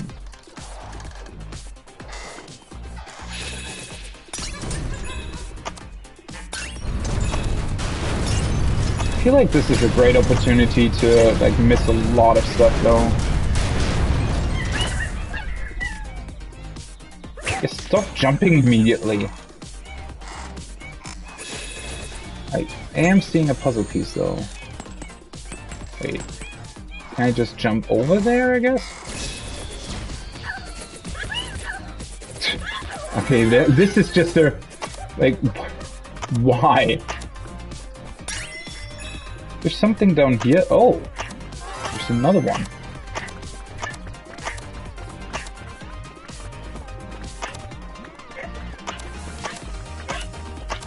Guess I have to beat fairly quickly. Fairly quick.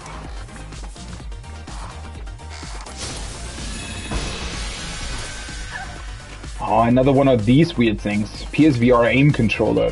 VR accurate. Okay. Nice pun. I don't actually know this one. I knew the ones that we got during the, I think, PlayStation 3 section. I think this one was...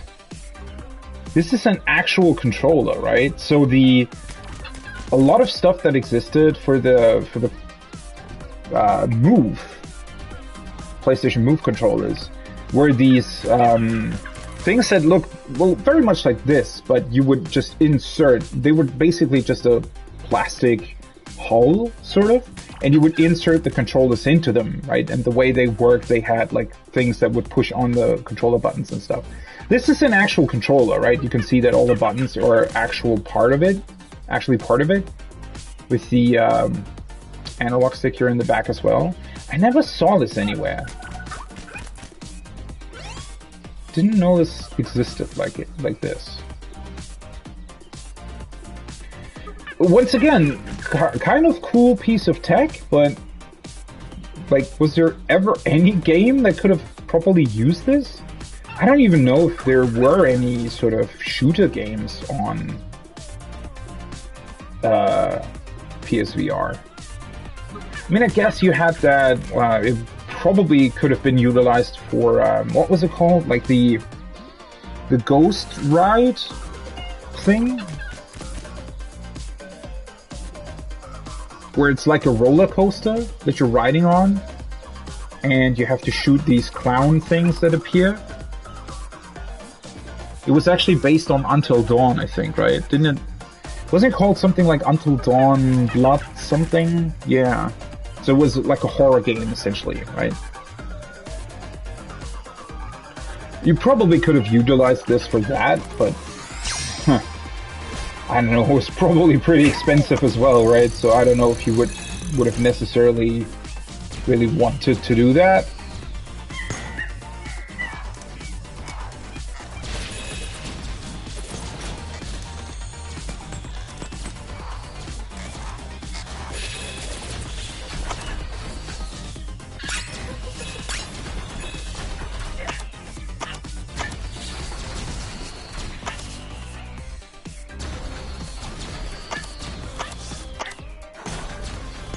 Okay.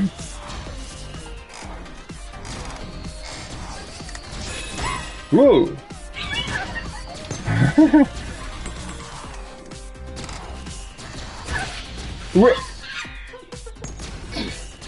Okay. It's harder than it looks. Oh, I completely overlooked that they're shooting two things at the same time. That was my issue.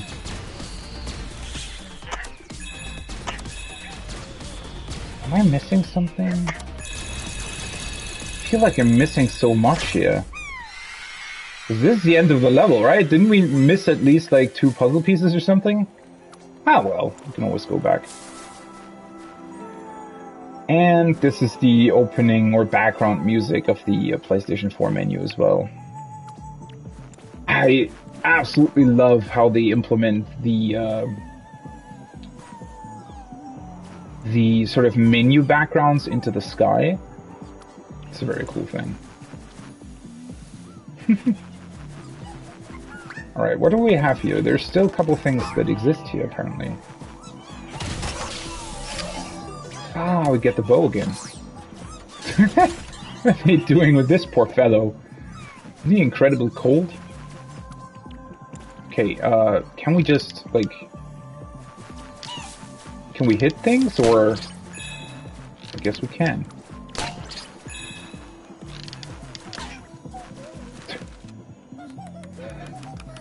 Are they building an ice sculpture out of him, or are they trying to free him? I'm not really sure about it. Also, we can make a big snowman here. Potentially. This reminds me so much of Animal Crossing.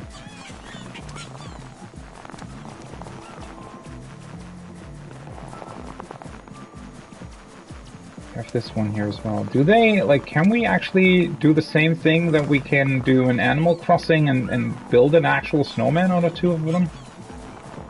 How does this work? They'll probably destroy each other if I put them in next to each other, right? No? Well, they're not building a snowman either, though. Oh. Okay. They're playing Monster Escape. Okay.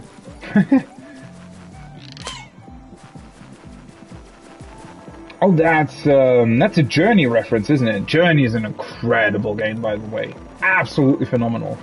Fairly short, right? It's obviously, like, it's meant to be this artistic experience, I guess. I think it took me about, like, close to 2 hours to play through it, something like that. Obviously, you can play it multiple times as well. But it's an absolutely phenomenal experience. And obviously it only costs, like, what, $10? I think is normal price, and then it was even cheaper sometimes on sale. So yeah, if you haven't played Journey, definitely give it a try. Such a cool experience. So what's the deal here, though? This is also great. Actually turns the analog sticks. Well, this is the actual end of the level, though, so I do feel like... probably missed... Oh! Whoa. Definitely didn't miss these coins.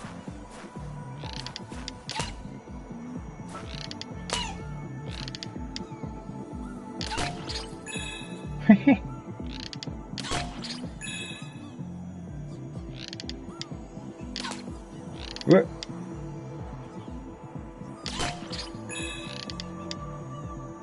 Is it just to get coins, or is there... like something else to it? Guess it's literally just to get the coins.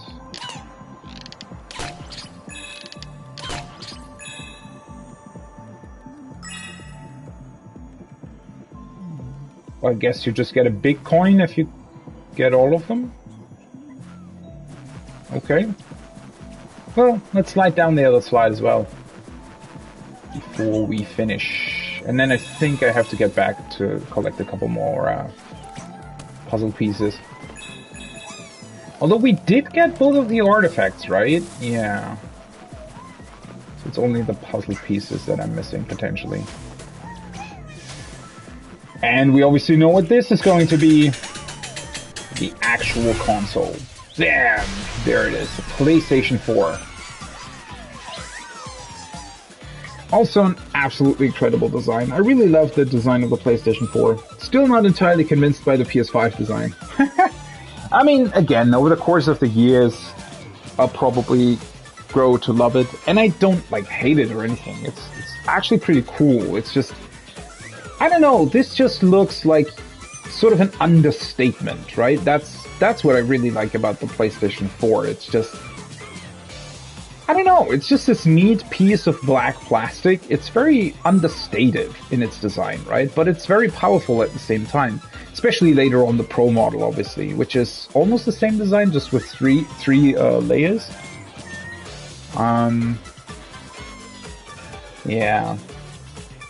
And then obviously it also, which was pretty neat, like the glossy piece to the left, you could slide off and insert another hard drive. That was really cool. Or rather, you could exchange the one that was in it, right? Yeah. Then on the back here, still has an optical output, which now the PS5 doesn't have anymore, I think. Network, HDMI, obviously, your AC, and, well, they actually had a proprietary USB connector for the camera on the back of the console for some weird reason. I mean, I guess it was neat that they implemented something like that so it wouldn't take away one of your USB slots in the front, right? But considering how underutilized the camera is, I wish they just would have given us a third USB slot. Also, even back then, and that is the only gripe that I have sort of with the console, the USB ports were not 3.0, they were 2.0, even though 3.0 already, I think, existed back then, which was kind of a shame. Especially when the Pro model came out, right? I think the Pro model should have definitely used USB 3 ports, but maybe it was also because sort of the operating system and everything just wasn't really built for it, so they just didn't bother with it. And then obviously still, probably one of the biggest crimes that they did with this console was that it was still using like a very, very old SATA port to connect to its hard drive. So that meant that the hard drive could only spin at, what, 5,400 rotations per minute or something, which was, even back then, really, really bad, right? And yeah, unfortunately, that's been, I mean, it's the same with the Xbox as well, right?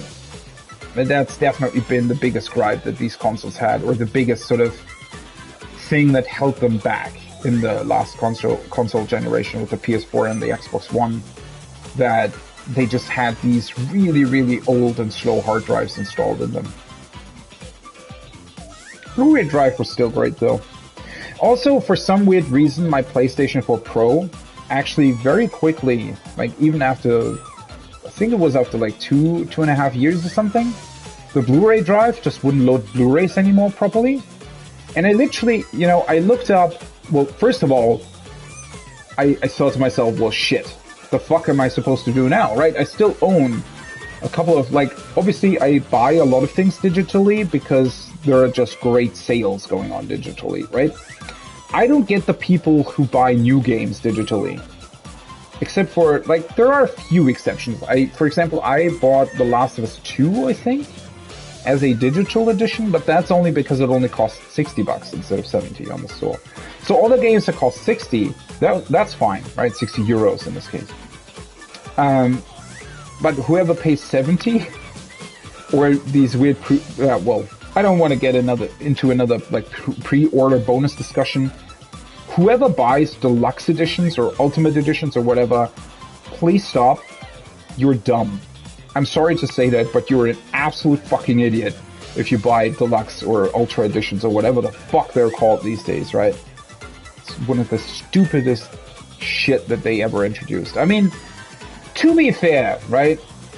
I'm profiting off of the idiots that buy those editions, because that means that I can buy the game at least a bit cheaper, or rather at the, I guess, original game price that we've always had over the past, like, 20 years or something. So yeah, I don't know. So I guess please continue buying them so I can buy cheaper. Whatever. But, what was I saying before? Yeah, my Blu-ray drive actually, I thought it stopped working, right? Because it wasn't, like, it was still working. It's just that it didn't recognize the games for whatever reason. It constantly said, you know, Blu-ray not recognized. And then I actually looked online and found a solution to it. And the solution literally said, yeah, you know, knock on your console a couple of times while it's trying to read the Blu-ray. And at first I thought, this can't be real, right? This is, like, they're trying to get me here. But a lot more people were saying, like, a lot of the comments were, oh yeah, this actually worked, thanks so much, right? Now I you know, I don't have to buy a new console or anything. And it actually does. It actually does. So if I put a Blu-ray into my PS4 Pro, it just won't load it, right? Every time. It's very, very consistent. It just doesn't load them. I don't know why. Maybe, you know, one thing that I was speculating about was that it's, like, for some reason the laser or something is, like, slightly off to where it doesn't read the sort of initial barcode or whatever there is that tells the console that it's a game that has been inserted, right? And there's probably some copyright protection stuff going on as well, where they're reading some sort of code in order to make sure that it's a legit game or something. And I always, well, the only thing that I can, or sort of only explanation that I can come up with is that probably what happens is that the laser, for some reason, just doesn't move to the correct position. Something like that, right? Because again, I'm literally, so if I'm inserting a Blu-ray now into my PS4 Pro, which obviously now that I have the PS5, I don't really need to do that anymore, but when I did that, right, I was just sort of knocking on the corner of the console multiple times, right?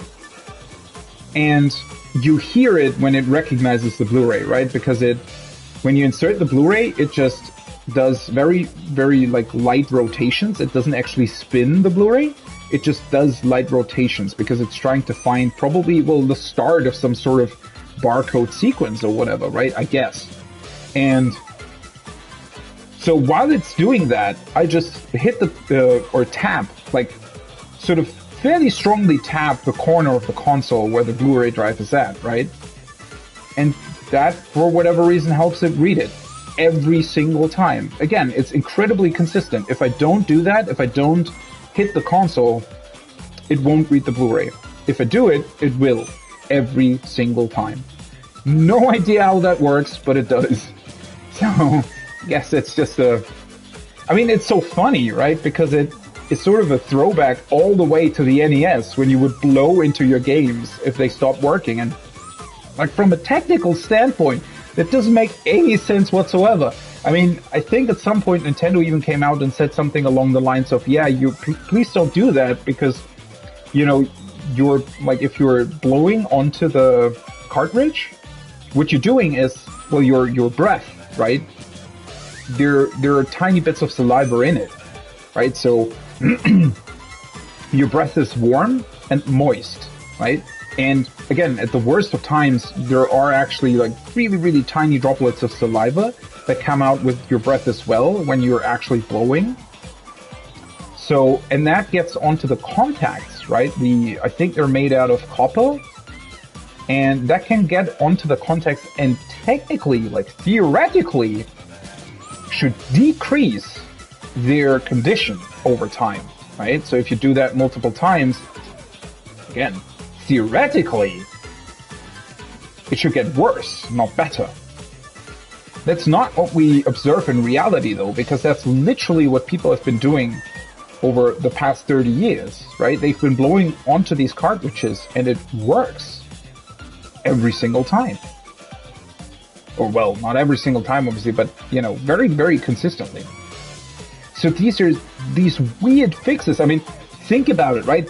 Actually hitting your console, like, I mean, obviously not hitting, but strongly tapping on it while it's reading the Blu-ray, you would think that that would, you know, destroy the Blu-ray drive over time or something. But it just actually makes it work. I don't know, such a weird thing, right? That works this way. I don't know.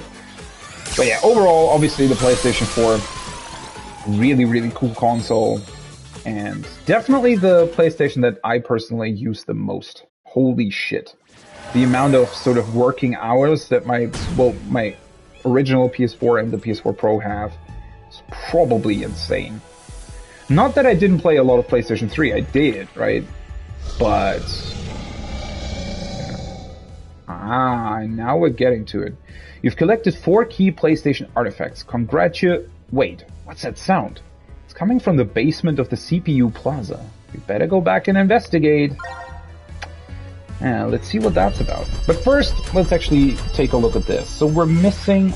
Are we missing exactly one puzzle piece there? I should go back and check. Oh, no, never mind. I actually did collect everything. Oh, that's cool. So now I actually literally finished all the levels. So the pieces that we're missing, I think we're missing like 3 puzzle pieces, if I see that correctly, and then probably a couple of other artifacts as well. Because I can still spend my coins, obviously. Alright, let's take a look at this. First of all, these things here. Once again, really cool how you can activate their functions. What?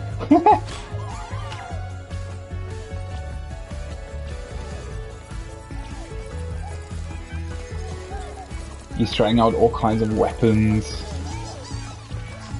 These are the trophies.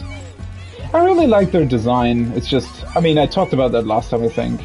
That, like, the issues that the trophy system and achievement system has, and how it's, well, basically not really been innovated upon since its inception, making it sort of, well, almost, I don't know, it's sort of, well, how do I put it? The importance of it just became less and less over the years, I feel like. And kind of wish they would do something with it, just to see if you can actually, you know, come up with a cooler way to use it. What? Oh, it lit up the... He got blinded by the light.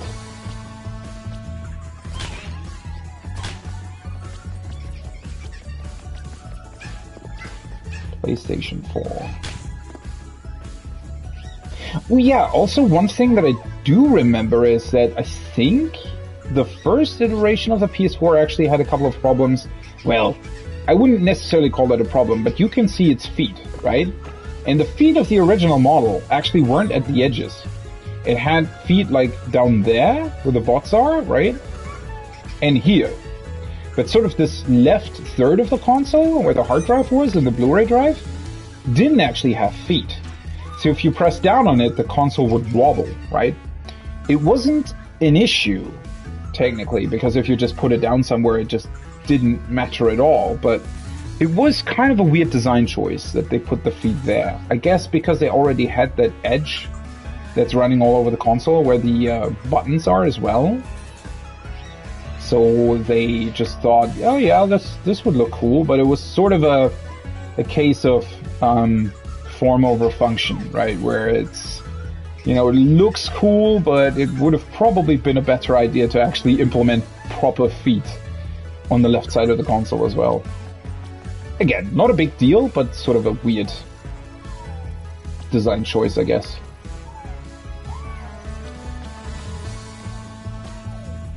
And so last time we looked at this, the Vita came out in 2011, and then here we are, 2013, the PS4 releases.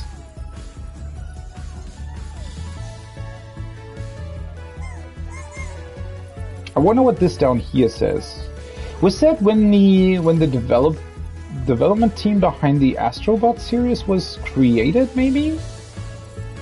That might have been, right? I think when the PS4 released, it was actually the first time that they had these Astrobots as sort of a showcase scenario for the console. I think so, right? Yeah, and then the PSVR in 2016. Interesting that they don't really reference the Pro here.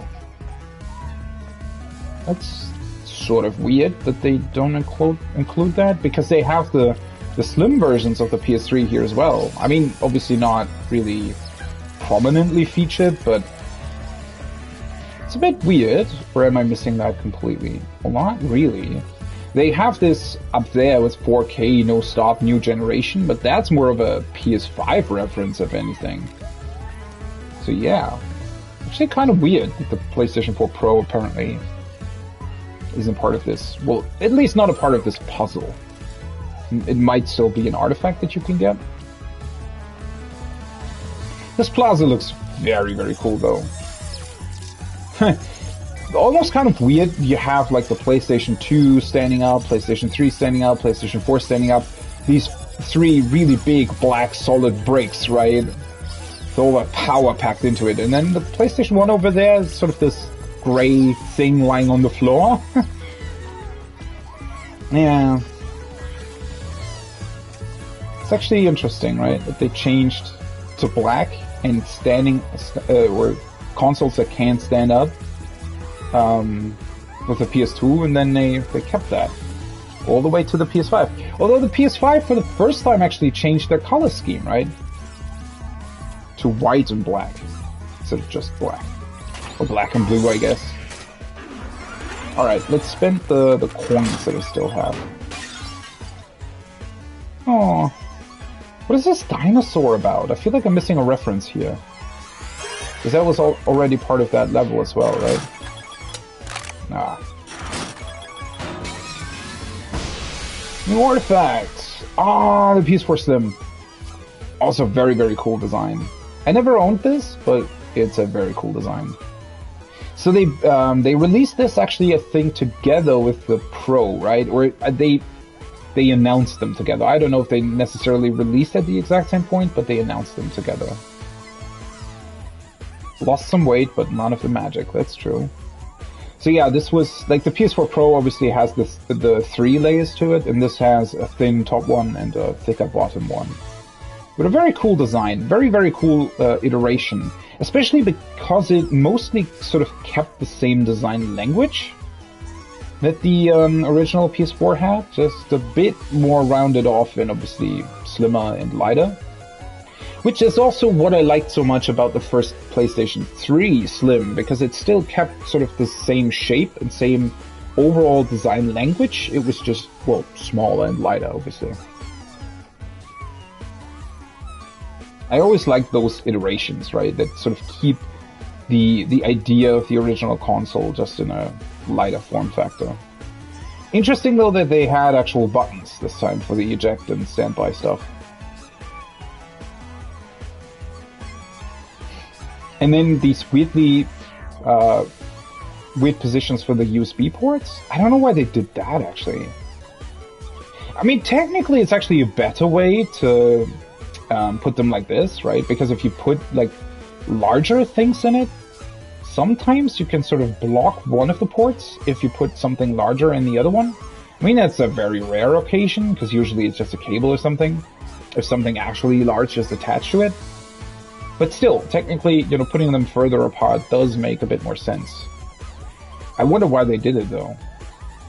Maybe something to do with the motherboard or however it was designed. Obviously kept the weird slot for the PlayStation camera.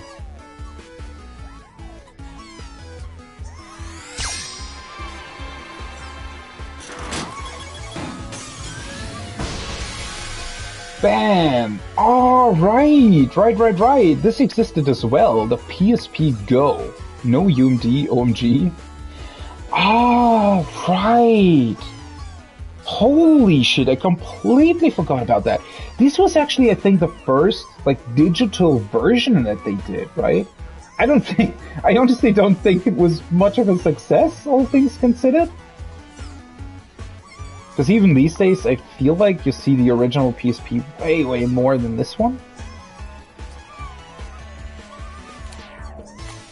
Sort of a sliding version. So this was essentially like a PSP Slim, if you will. And, you know, with the sliding, it was, I guess, a very neat and tiny form factor. Although, I don't know, it just looks a bit, like, definitely looks less impressive than the proper PSP. In a way, a really neat idea. It also kind of looks great, but obviously it meant that the buttons were pretty thin, and especially for the analog stick, I think it made it even worse than the original one already was. And yeah, this was actually because the UMDs, I think nobody really ever was a fan of. They had, I think, well, they didn't necessarily have problems with them. It's just that, I don't know, it was kind of a weird choice to have, like, disc-based stuff in this kind of console, right? Especially since, again, memory SD cards already existed. They were just a bit more expensive, so I guess they thought that over the long run, UMDs were, like, cheaper to manufacture probably than sort of SD card-based or card-based games, which is, well, looking back, seems like a very stupid idea because obviously prices were going to fall for the cards as well. And yeah, I mean, pretty much. Wait, when did the PSP release? 2005, 2006 something. And I think the Nintendo DS came out in 2006 as well, right? And that was memory card based. And yeah, the PSP had a memory card slot. That was actually how you got more storage onto it, right? It was just insanely expensive, I think, because they also used, for whatever stupid reason, they had, like, Sony had their own proprietary, like, memory card system, right? I don't actually remember, what's it called?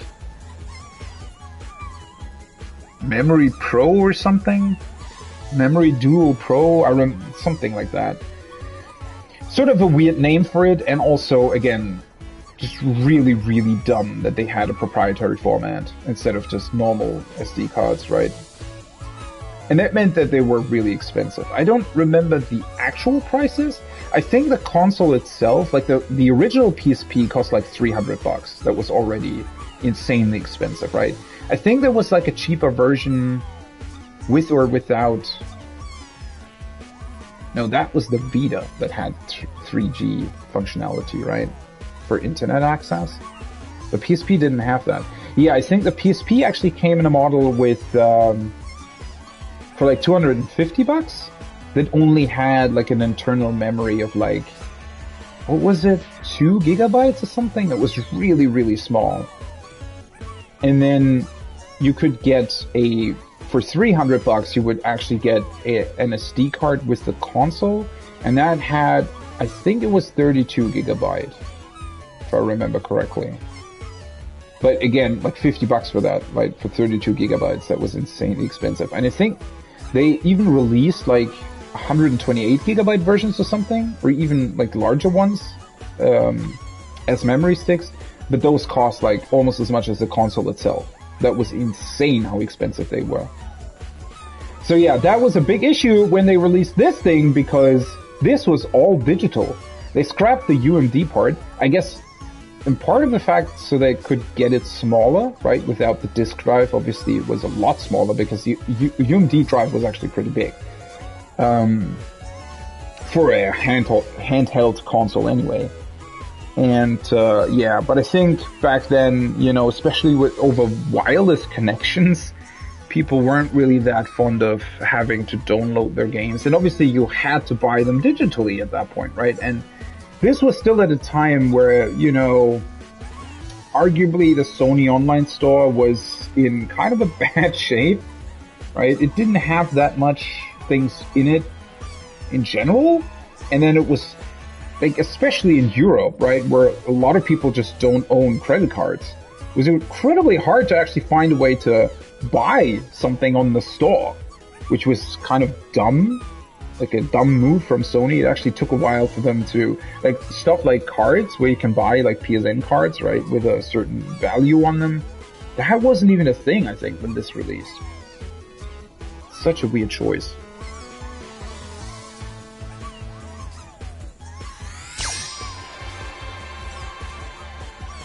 And yeah, I don't even think that the console was actually cheaper. I mean, it might have been by, like, very tiny amount, but overall I think it was actually still really, really expensive. So I don't know what the point of that version was ultimately. Oh, these are the symbols from the PlayStation 3 menu. Still very, very cool. I mean, they're sort of still using the same design.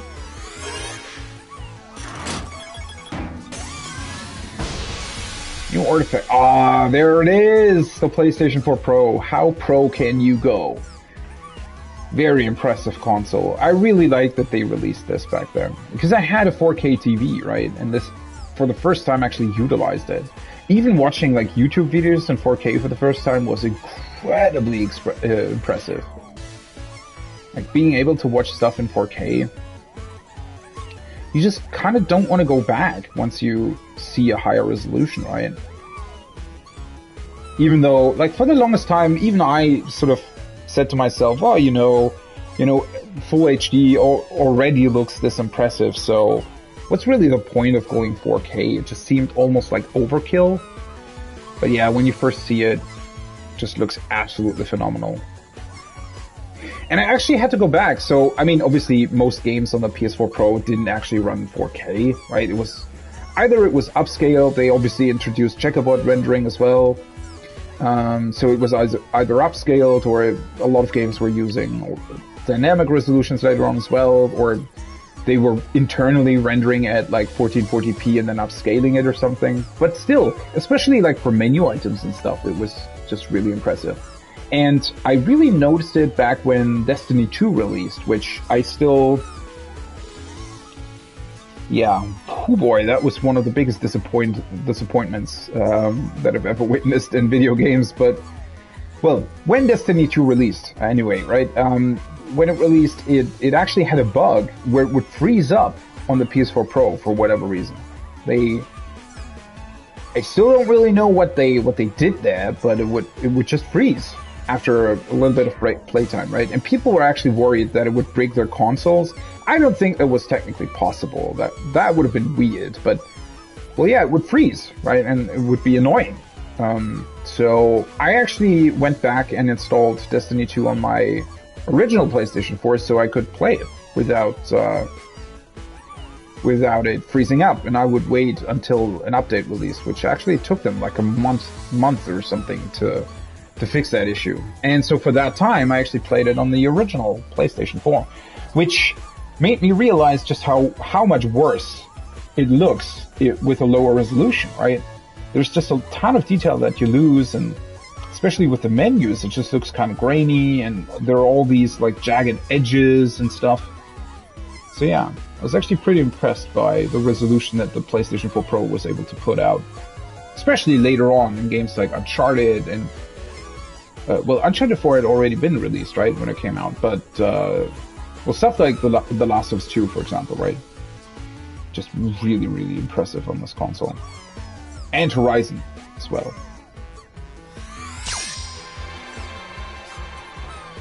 Alright, one more time. I'm still missing, what is it? 3 artifacts and a puzzle piece, apparently. Okay.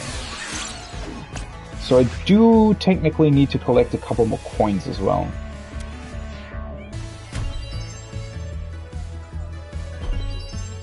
This side of the room is complete now. That puzzle is complete, and then we're missing one piece over there. Okay.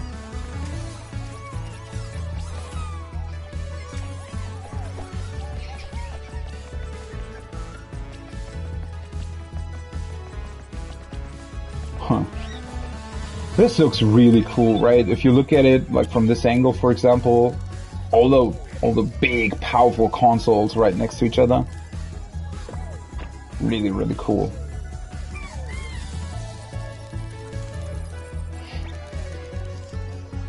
Okay, let's see what open up, what the last level or whatever it is going to be.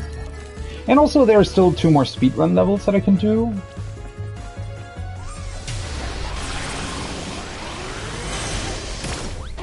Let's see what's going on here. Now this block opens up.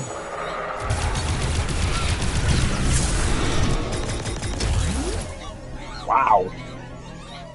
It's an interesting effect. You've reached new heights. Oh, new speedrun challenges are now available from CPU Plaza. Can you climbing conquer the clock? Alright, so it's not... I thought that... Ooh. They changed the music. And it got a bit darker. Very cool. And now they're all standing in front of it, looking at it.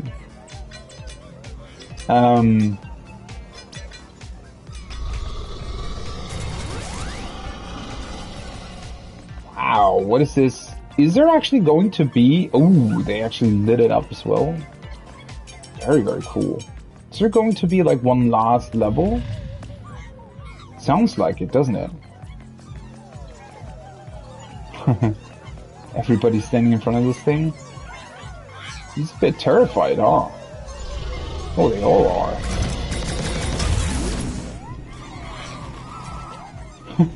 Question mark, question mark, question mark. And now they're all excited that I'm actually attempting this, huh? Is this like a last boss fight or something? Ooh. 1994. Wow. Wait, what?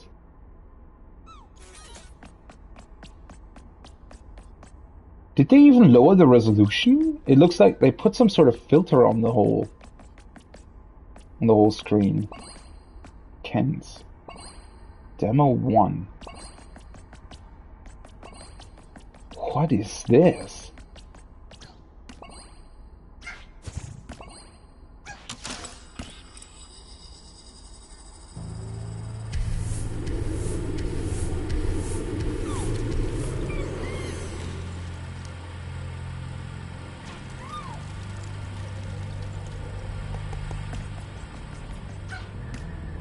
The memory cards here?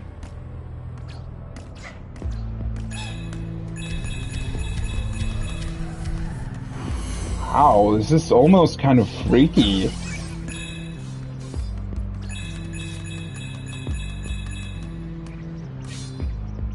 Turning discs here. Also, the music is very, very well done. It's very, very slightly started out as the original PlayStation startup sound, like the iconic one, right? And now it turned into the sort of cyber beat. Oh, seriously. Never mind. Okay.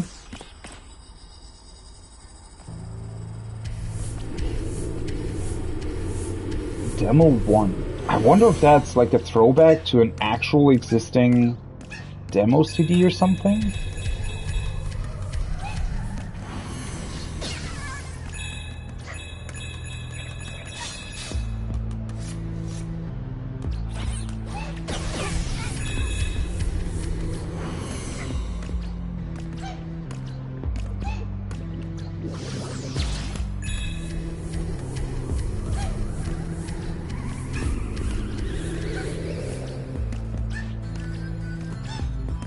Kind of like the filter that they're putting. It doesn't, well, obviously it doesn't look like an actual PlayStation 1 game.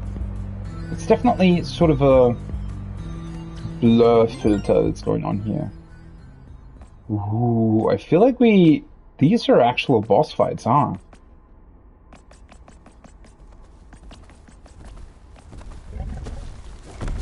Oh, there's that dinosaur, and he actually looks like the PlayStation 1 model as well. Yeah, this has to be some sort of original tech demo that I just don't know about. They also look like PlayStation 1 models.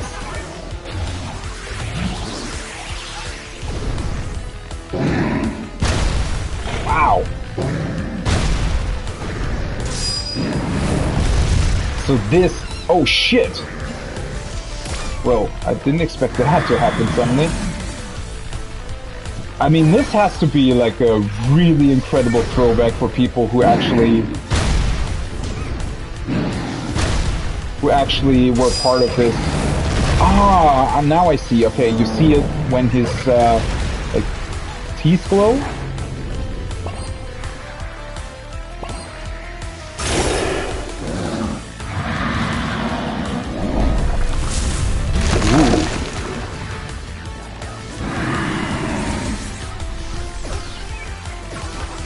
Actually, pretty cool design.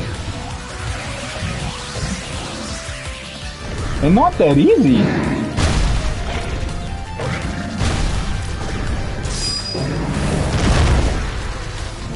I was tilting again? Okay.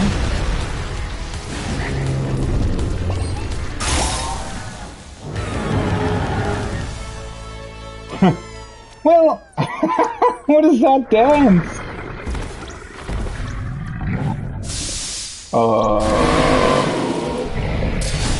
Hello? Wait, is this the next boss fight? No, it's literally just a level. Ooh, it's one of these. I always hated these levels back in the day, to be completely honest. Wait, so is this now supposed to be like an upgraded version? Or rather, like, is this the PlayStation 2 demo? Did they do something like this at some point?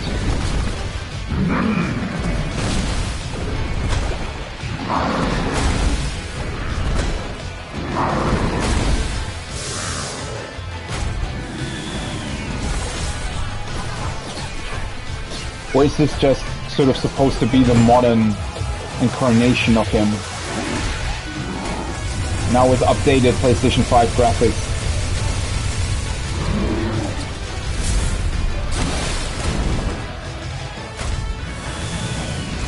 Ooh!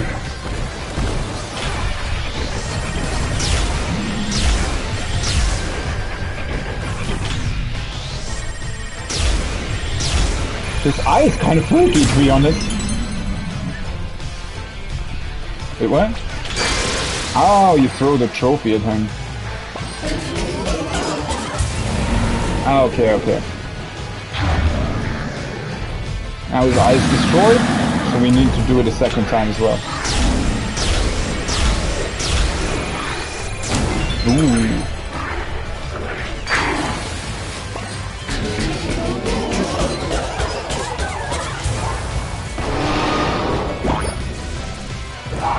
Yeah.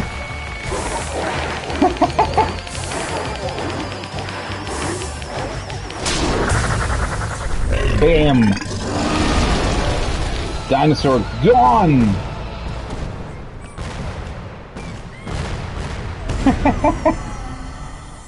Nice, nice, nice. That was very, very cool. And again, probably an incredible throwback to the people who actually played the original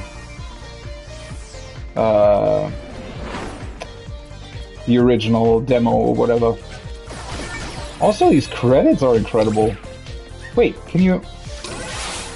Oh, okay. Ooh. I think you have to actually... Where? You have to hit the like golden part of it.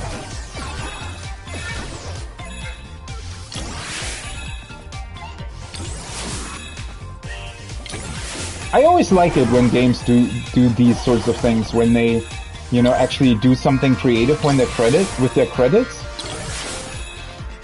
Because I'm definitely the type of person who always wants to watch credits. Because I just think that's, you know, especially after very, very long games, right? Something like Persona or something.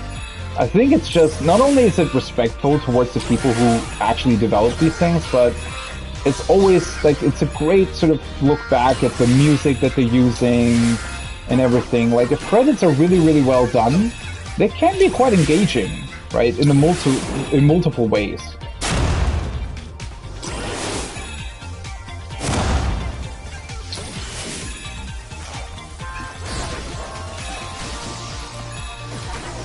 I didn't even notice before that these weird plant things are doing that, where they sort of try to eat you.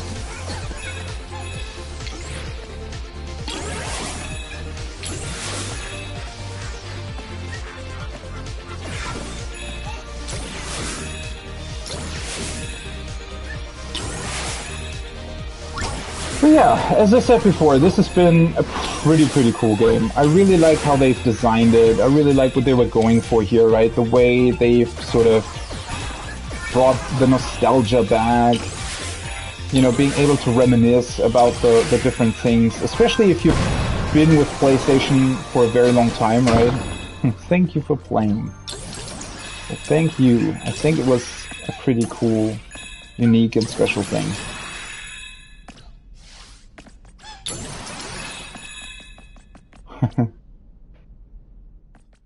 Now we're done. Special things. Yeah. This has been a really cool game. Like a really cool and incredible game, I feel like. I mean, yeah, it's not a big thing, but it works so well for what it does, right? And it just brings all this nostalgia back, and it makes you reminisce about the different things that have appeared throughout the years. Even if you didn't own a couple of these, like, hardware pieces or whatever, or for me personally, right, who hasn't really been part of the... Oh, right, they also list all the games that they've referenced here as well. But yeah, for someone like me who hasn't really been part of PlayStation with the PlayStation 1 and 2 era, or who only had, like, friends that had those consoles and I played at their place, right? I still thought that it was incredible because it made you look back. I mean, you still, well, not only do you still recognize these things, but they're still part of, I guess, growing up as well, right? If you were like a child during those years, because there's just a couple of things, you know, that have just been part of sort of, I mean, whether it was an advertisement on TV or something that you saw and you just never, you know, even if you didn't own the actual piece of hardware or something,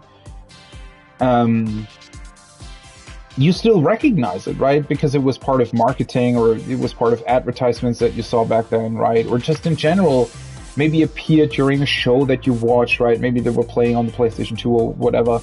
Or people were talking about it as well, right? Obviously friends talked about it, and they, you know, we talked about things that a couple of people were doing, and, you know, a couple of people were playing Zelda or Pokemon, other people were playing something on their PS1, right? And to sort of remember that and go back through it, just really cool. And again, all the references in this game, everything, all the way they've designed it, and the great ideas that they came up with in terms of sort of combining their environments in this tech way, right, where they actually utilize parts like the memory cards or the PlayStation 1 controller connector or something as actual parts of the level, I think was just really clever, really well done. The music was cool, very unique, and also very dynamic in how it changes throughout the levels and with what you're doing. And then obviously, well, how they're showing off the controller as well, although I think that's more like a side thing, for me at least, right? I still very much like the new controller features on the PS5 controller. I just think that they, you know, should have been sort of part of controllers for a long time now. It feels like that's, I mean, when I think back at, you know, all the way back in, I think 2000 and what was it, 7 or something, I, for a short while, really got into racing games, right? And I actually had a fairly, you know, good and expensive force feedback steering wheel. And so that, for the first time, showed me what is possible with these sort of controller feedbacks and this kind of stuff, right? And the fact that that wasn't really a thing with actual console controllers for such a long time up until now is sort of weird. I feel like that should have been a thing, well, that, you know, should have been introduced at least with the PlayStation 4, if not even with the PlayStation 3. So, yeah, it's still great though, right? There's, especially I thought during those monkey sections that we did today, where the triggers actually, like, sort of, well, not vibrate, but they click, right? And it really, really feels like you're sort of going along this, well, I don't know what you could sort of compare it to, but yeah, it felt really great. And then they're throwing it back all the way at the end. I mean, obviously, I had no idea.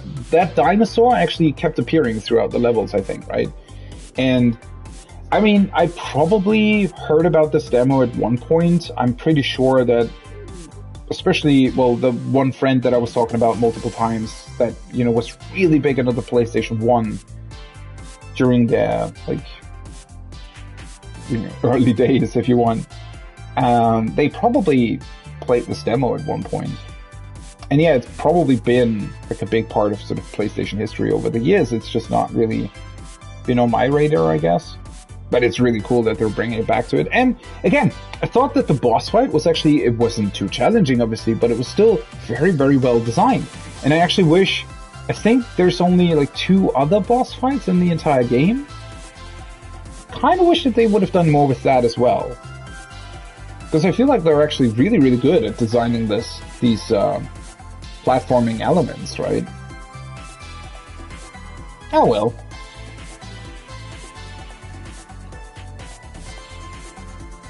Why are there so many people in these credits anyway?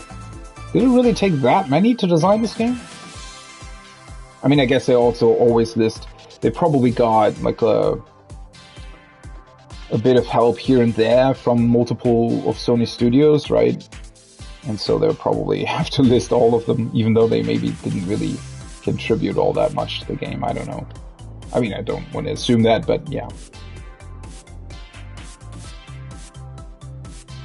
But once again, I just think that it's neat that because they didn't have to include this, right? They didn't have to do any of this. And they especially didn't have to put so much love into this game. And again, clearly I said that back in the very first session that we played of it, that it really felt like somebody was really doing this for the love of what they like, right? For all of these like tiny little details, not even the references, right? But just the details in general. Again, maybe, you know, if we're talking about the grass that looks like circuit boards, right? Or just also the robots and you know, again, not the references, but just the other robots and what they're doing, their dances and the way they look and all that kind of cute stuff. Really, really well done. Definitely also, yeah, just a couple of neat design ideas as well. I mean, you should probably, like, developers should take note of this. Oh, they're thanking me, the player. The end.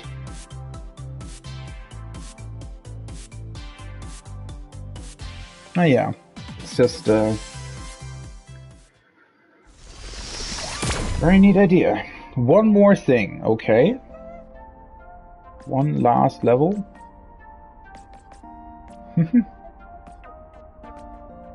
Sort of feels like Rainbow Road almost.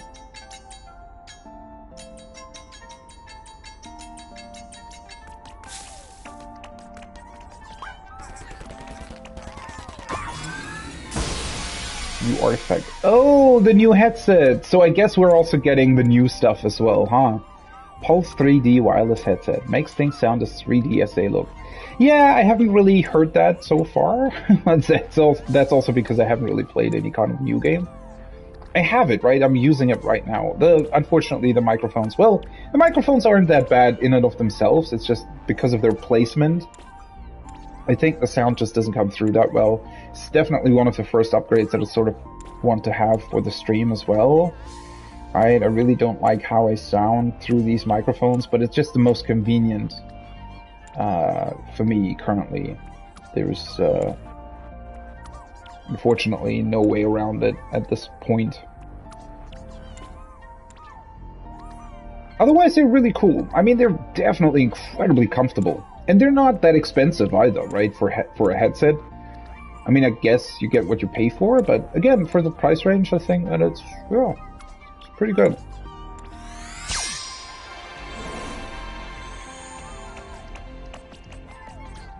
So, are we actually getting a PlayStation 5 here at the end? Probably, huh? Let's see what other things we get. Maybe the controller as well? Ah, the new camera. Yeah, I don't have this one. I don't know what I would need it for. Yeah, for the new VR stuff, right? HD camera. Looks like a clamera? Oh, right, because it looks like a clam. That's true. Kind of a neat design. Yeah, you probably need this for the VR2 thing that they announced now, right? I'd imagine it works with this camera. Is it even strictly an upgrade from the previous one? I don't think it actually is, right? I don't think these are like 4K cameras or something that they put in there. Well, maybe I'm wrong about that. I never really, because I wasn't interested in it at all. I don't really know what kind of features it has. It's in your hands now, the DualSense wireless controller, yeah.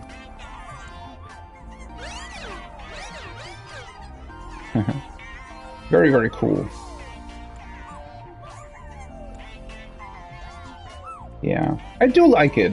Again, except for the PlayStation button in the middle. I don't know why that's not... Just make it a normal button, please. Also, you know, at the end, for some reason, at the very, very end of the PlayStation 4 lifecycle, they actually released an attachment for the DualShock 4 controller that plugs into it, like into the front thing that the DualShock 4 has as well. It gives you 2 additional buttons, or at least, or maybe even 4 additional buttons at the bottom, like a Pro controller, right? I wish they would release that for the PlayStation 5 as well. I mean, at this point, I don't necessarily need it currently. It was mainly a big thing that you could heavily utilize in Destiny, or shooters as well. Like, in general, FPS really, really benefit from having multiple buttons at the bottom of the controller. I wish they will, like, hopefully they'll release that a bit more quicker this time around, although I have a feeling they won't, but, we'll see.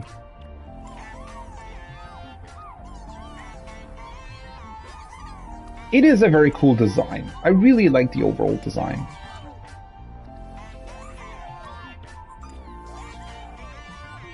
I mean, it's definitely not worse than the previous one, so that's good. And yeah, the features are really cool. It's just that for whatever reason, the way they use the plastic is just a bit strange to me, but yeah, whatever. And there it is. The star of the show, the PlayStation 5. Seto Kaiba. Shut up, Mokuba. Number 5 is alive. Yeah. I wonder why or how they came up with this design, to be honest. I mean, it's not bad. Again, it's very unique, which I like. And it does look incredible, especially standing up, I think. It looks kind of awesome. Like, it definitely does look futuristic, but I would have liked to actually be part of that design meeting, right? Where I wonder what other kinds of potential designs they thought of before settling on this one.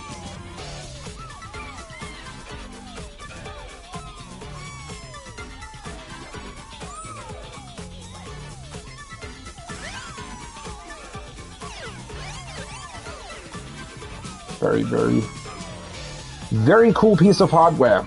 Although, unfortunately, still not a lot of stuff to really show off what it can do. Well, yeah, that'll come. That always takes some time.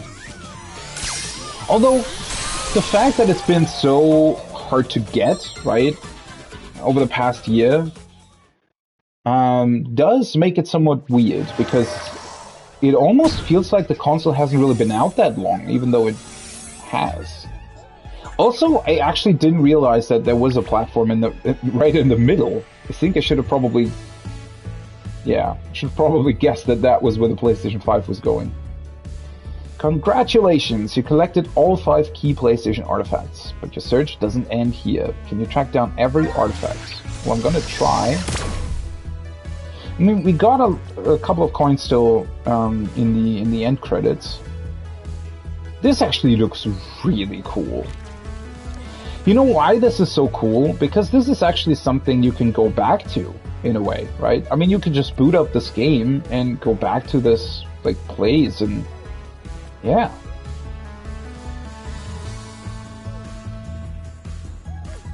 You can just look at all the hardware that's here, right? And think back on it and whatever.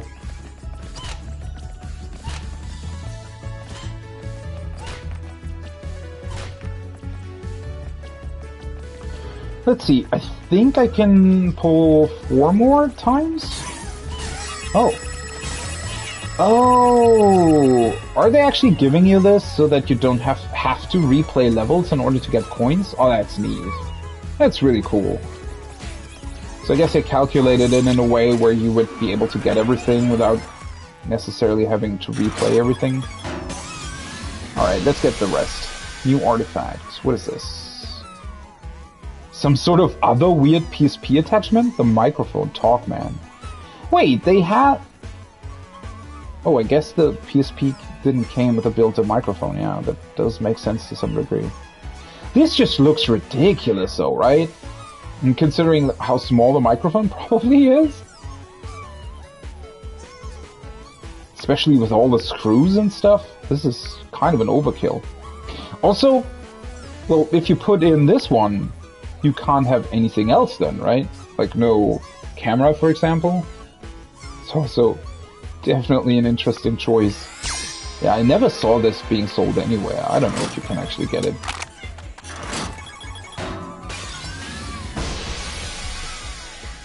Oh. Wait, what? I didn't have this yet. Huh. Well, there it is. I talked about it a couple of times. PlayStation 3, okay, maybe it can. But yeah, this is the cheap one. I actually have this because my original PlayStation 3 got its yellow light of death or whatever it was called. I think this was fairly cheap, right, for getting a PlayStation 3 when it came out, which was kind of cool. And in a way, if you're looking at it like this, right, it still looks fairly good. But the problem is that the top part, like, it slides open like this, right? And even that in and of itself wouldn't necessarily be a problem. The problem is that the plastic that they use for the sliding part section, right? Like, the whole plastic thing. Well, first of all, I don't really like the design with these, I don't know what you would call that. It's just like it collects all kinds of dust and just doesn't look that great, all things considered, I feel like.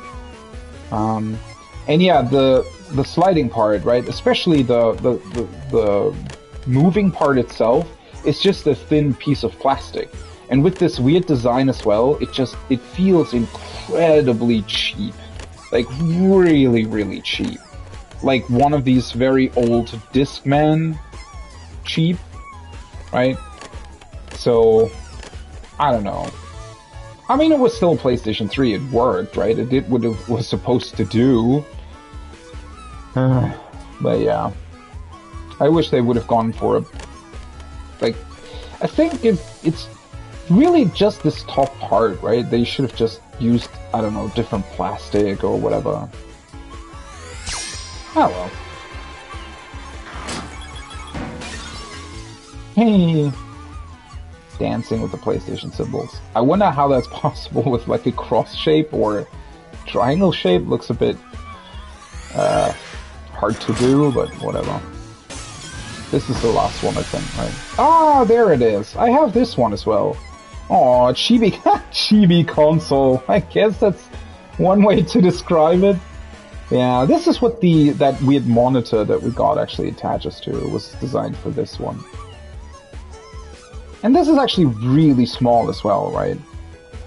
Just kind of a cute design. Yeah. I never really used it that much though. But it was very I don't even know. I bought it new, right? But even new, it cost only like $90 or something. It was really, really cheap. Like really cheap.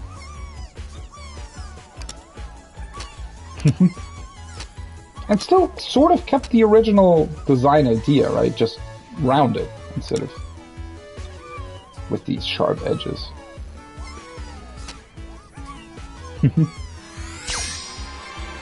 Alright, and one last puzzle piece. Nice.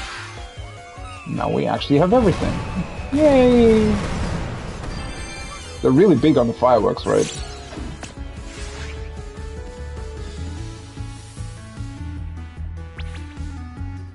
Congratulations, Sika, you found every artifact. Oh, that's why the dinosaur is there as well! Amazing, the wall puzzle is complete. Take a break and enjoy the fun and colorful history of PlayStation. Well, yeah, I mean, I've already looked at it multiple times. Well, yeah, that's it. Now this is here as well. They're dancing on top. This looks fun. And then over here, yeah. They actually do attach it to the monitor. That's cool. I wonder if you could... Ah, you can. Ooh, even with the original sound.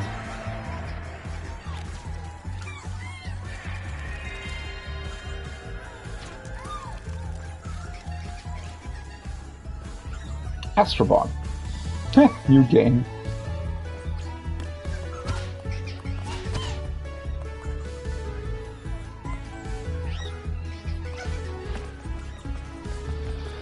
Oh, yeah.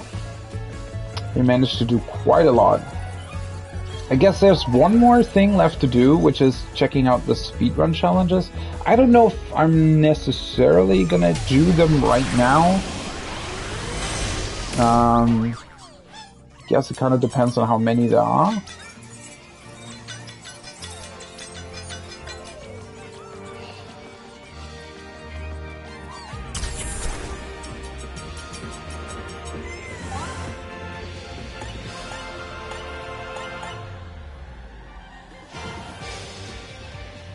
I guess it's just one new area unlocked. Oh, I guess I have to complete these two as well, right? Yeah. So I did these ones. Let's just see. Let's do them real quick. I mean, they're literally just 2 levels, so you know, I've basically completed the entire rest of the game, so I probably want to complete this as well.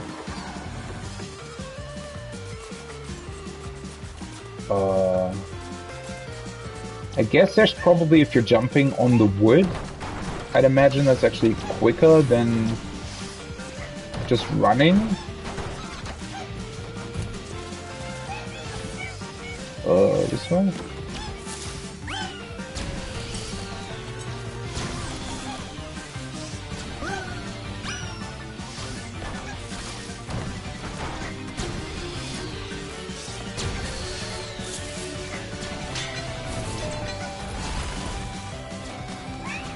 Ooh, almost fell down there. It's kind of a fun level. Oh! Shit. Oh, this messed up my run. Alright, look at this. Yeah, the end of it was really, really bad, wasn't it? Okay. Hey, yeah, still fun. I kind of like these more. I think last time we did a level that where it was really, really easy to sort of fall down, and then you had to start all the way over, right? This is the monkey one, okay.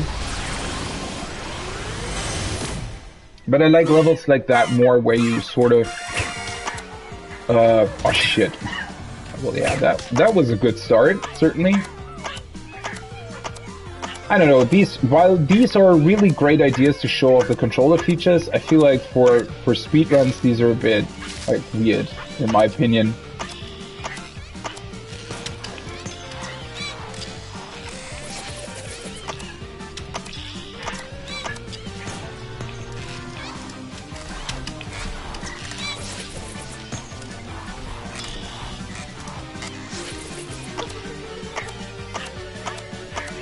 It's also, doing this quickly does feel somewhat, well, exhausting.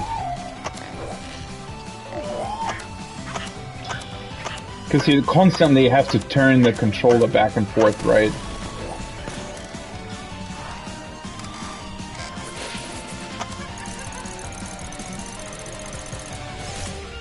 Oh, nice.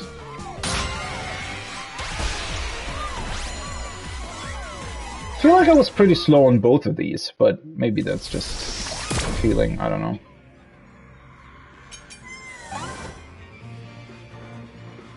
Total time? Oh, it just tells you. Oh, well, that's kind of cool. I actually think that's something that more games should do, where they sort of combine your times and you can see how well you're doing overall. 758,000. Yeah, I mean, you know what? In a way, it would actually be quite fun to try and get better with this. Sort of reminds me a little bit of Trackmania, to be completely honest. I mean, obviously not the gameplay, but the fact like how it works, right, and how it shows how good you are. Yeah, I was pretty bad on both of these compared to the other ones. Which is my best position, this one, I think, right? Yeah, this is actually my best run.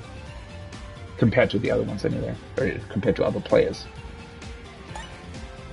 Total time, 7 minutes. Like, close to 8. Okay, well, this has been something, certainly. This is the entire game. I mean, we've collected all the artifacts, we've collected all the puzzle pieces, we've done all the levels, and we've done all the speedrun courses. At least once, that is. So yeah. Really, really fun. I mean, well, I practically talked enough about it already during the credits, right? But this was cool. This was definitely cool. Also, I think it's even better when you do it like this, right? When you don't necessarily play through all of it at once.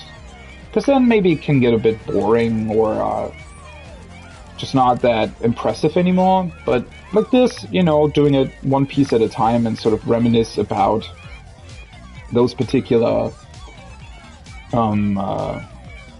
stuff things. What am I talking about? But yeah, reminiscing about these, you know, consoles and when they released and all these kind of awkward accessories that came out over time, and the revisioned consoles and stuff. Yeah, very, very neat indeed. All right, let's look at this one more time. Completed game. Oh, it even gives you a crown here. And you have everything.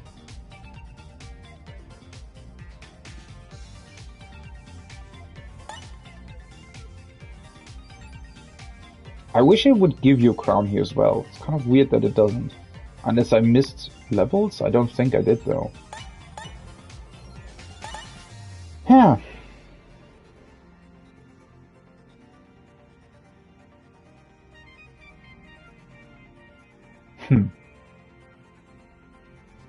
What a great thing. Let's actually go back to the main menu to wrap it up. Astro's Playroom. That's been it. Maybe at some point I'll return to it. I don't know why, or yeah.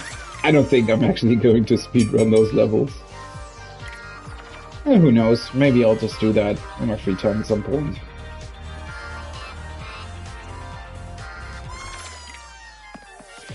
Well, this was a neat experience. There was definitely a lot of, again, I think the nostalgia, the throwback, you being able to really think about all the kinds of things that were released for PlayStation over the years, and, you know, when or how you came in contact with them through your own life. That's probably the biggest strength of this game, right? Sort of show you, oh yeah, you know, these things happened, and you being able to then think about it. And place it and think back to all the memories that you made with those particular pieces of hardware. It's interesting, right? Because a lot of this stuff you usually probably don't or wouldn't even necessarily remember straight away. But, you know, having something to latch onto. I mean, this is how human minds work, I guess, right? But having something to latch onto, having something to focus on and say, oh yeah, I remember this piece of hardware, and then all of the other memories come back flooding in, right? Times with your friends, specific games that you played, people you played them with, and the time you played them at, right? All of that stuff. And that's so cool about something like this, right? Not even specifically, it doesn't have to be about PlayStation or whatever, it doesn't even have to be about video games, but I really, really like things like that when they make it possible for you to actually bring these memories back up, right? Because the human mind has all these memories, right? Actually, we remember most of the stuff that we did throughout our lives, but usually it's very, very hard to, I guess, for the mind to specifically find one single piece of memory or something. But when there's something else that you can attach it to, right? When there's like a specific theme, or again, like this, a specific piece of hardware, something that you bought at some point, or whatever, right? And you remember that specific thing, and then suddenly you have all these other memories that branch off of it. It's just incredible. And that's why I like this game so much, because they really, really did an awesome job of making it possible to... Yeah, it wasn't just... Even with the artifacts, right? The fact that they specifically show you those things and stop the game for it so that you really can just sit through it and think about it for a minute.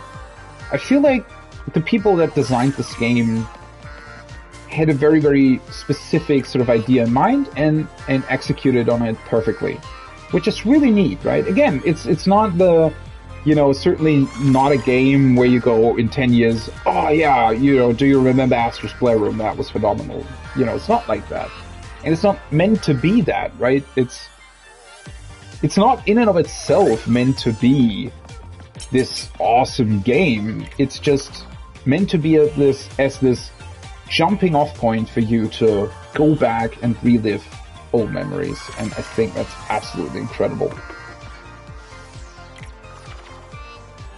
But yeah, that's it for Astro's Playroom and for this stream. I'm going to take somewhat of a break, obviously a lunch break. I don't know how long that'll be. Could be an hour, could be 2. I mean, I do really want to jump into Elden Ring, but at the same time, yeah, I do want to take a small break as well, since I also didn't sleep that long. Kind of partied with friends yesterday a bit, so I do want to be fit and ready for Elden Ring, right? Unfortunately, though, the Elden Ring stream won't be that long, so I guess we'll see how far I can actually get. And that's obviously because we have Raid this evening. Although there's still a slight chance that might not happen, so maybe we'll just have a very, very long Elden Ring stream, or maybe I'll stop after like 4 hours, probably 4 to 5 hours, and then jump over to 14. We'll see how that turns out. But yeah, and then obviously next week there's going to be a ton of Elden Ring as well. As I said before, Dark Souls 2 is probably not going to return next week, but the week after. I will try and put in like one Dark Souls 2 stream per week as well. And then, well, at some point we will be through Elden Ring, although I'd imagine, you know, judging by the things that I've heard about the game, that's probably going to take a bit, especially with how I play games like these. But yeah, that's the plan anyway, so I'll be back with the Elden Ring in about 2 hours or something. So the stream schedule isn't really updated for Elden Ring because I didn't know when I'd be able to get it and when, you know, I'd have time to do it. But yeah, Elden Ring stream today's going to happen, and then I will update the stream schedule for next week as well. And so it will say when I'll stream Elden Ring next week. So I hope you'll be there for it. I'm really looking forward to it. And hopefully see you guys in about 1 to 2 hours. Until then, have a great rest of your day, evening, night, morning, wherever you are. Hope to see you back for Elden Ring. Have a good one. Bye-bye.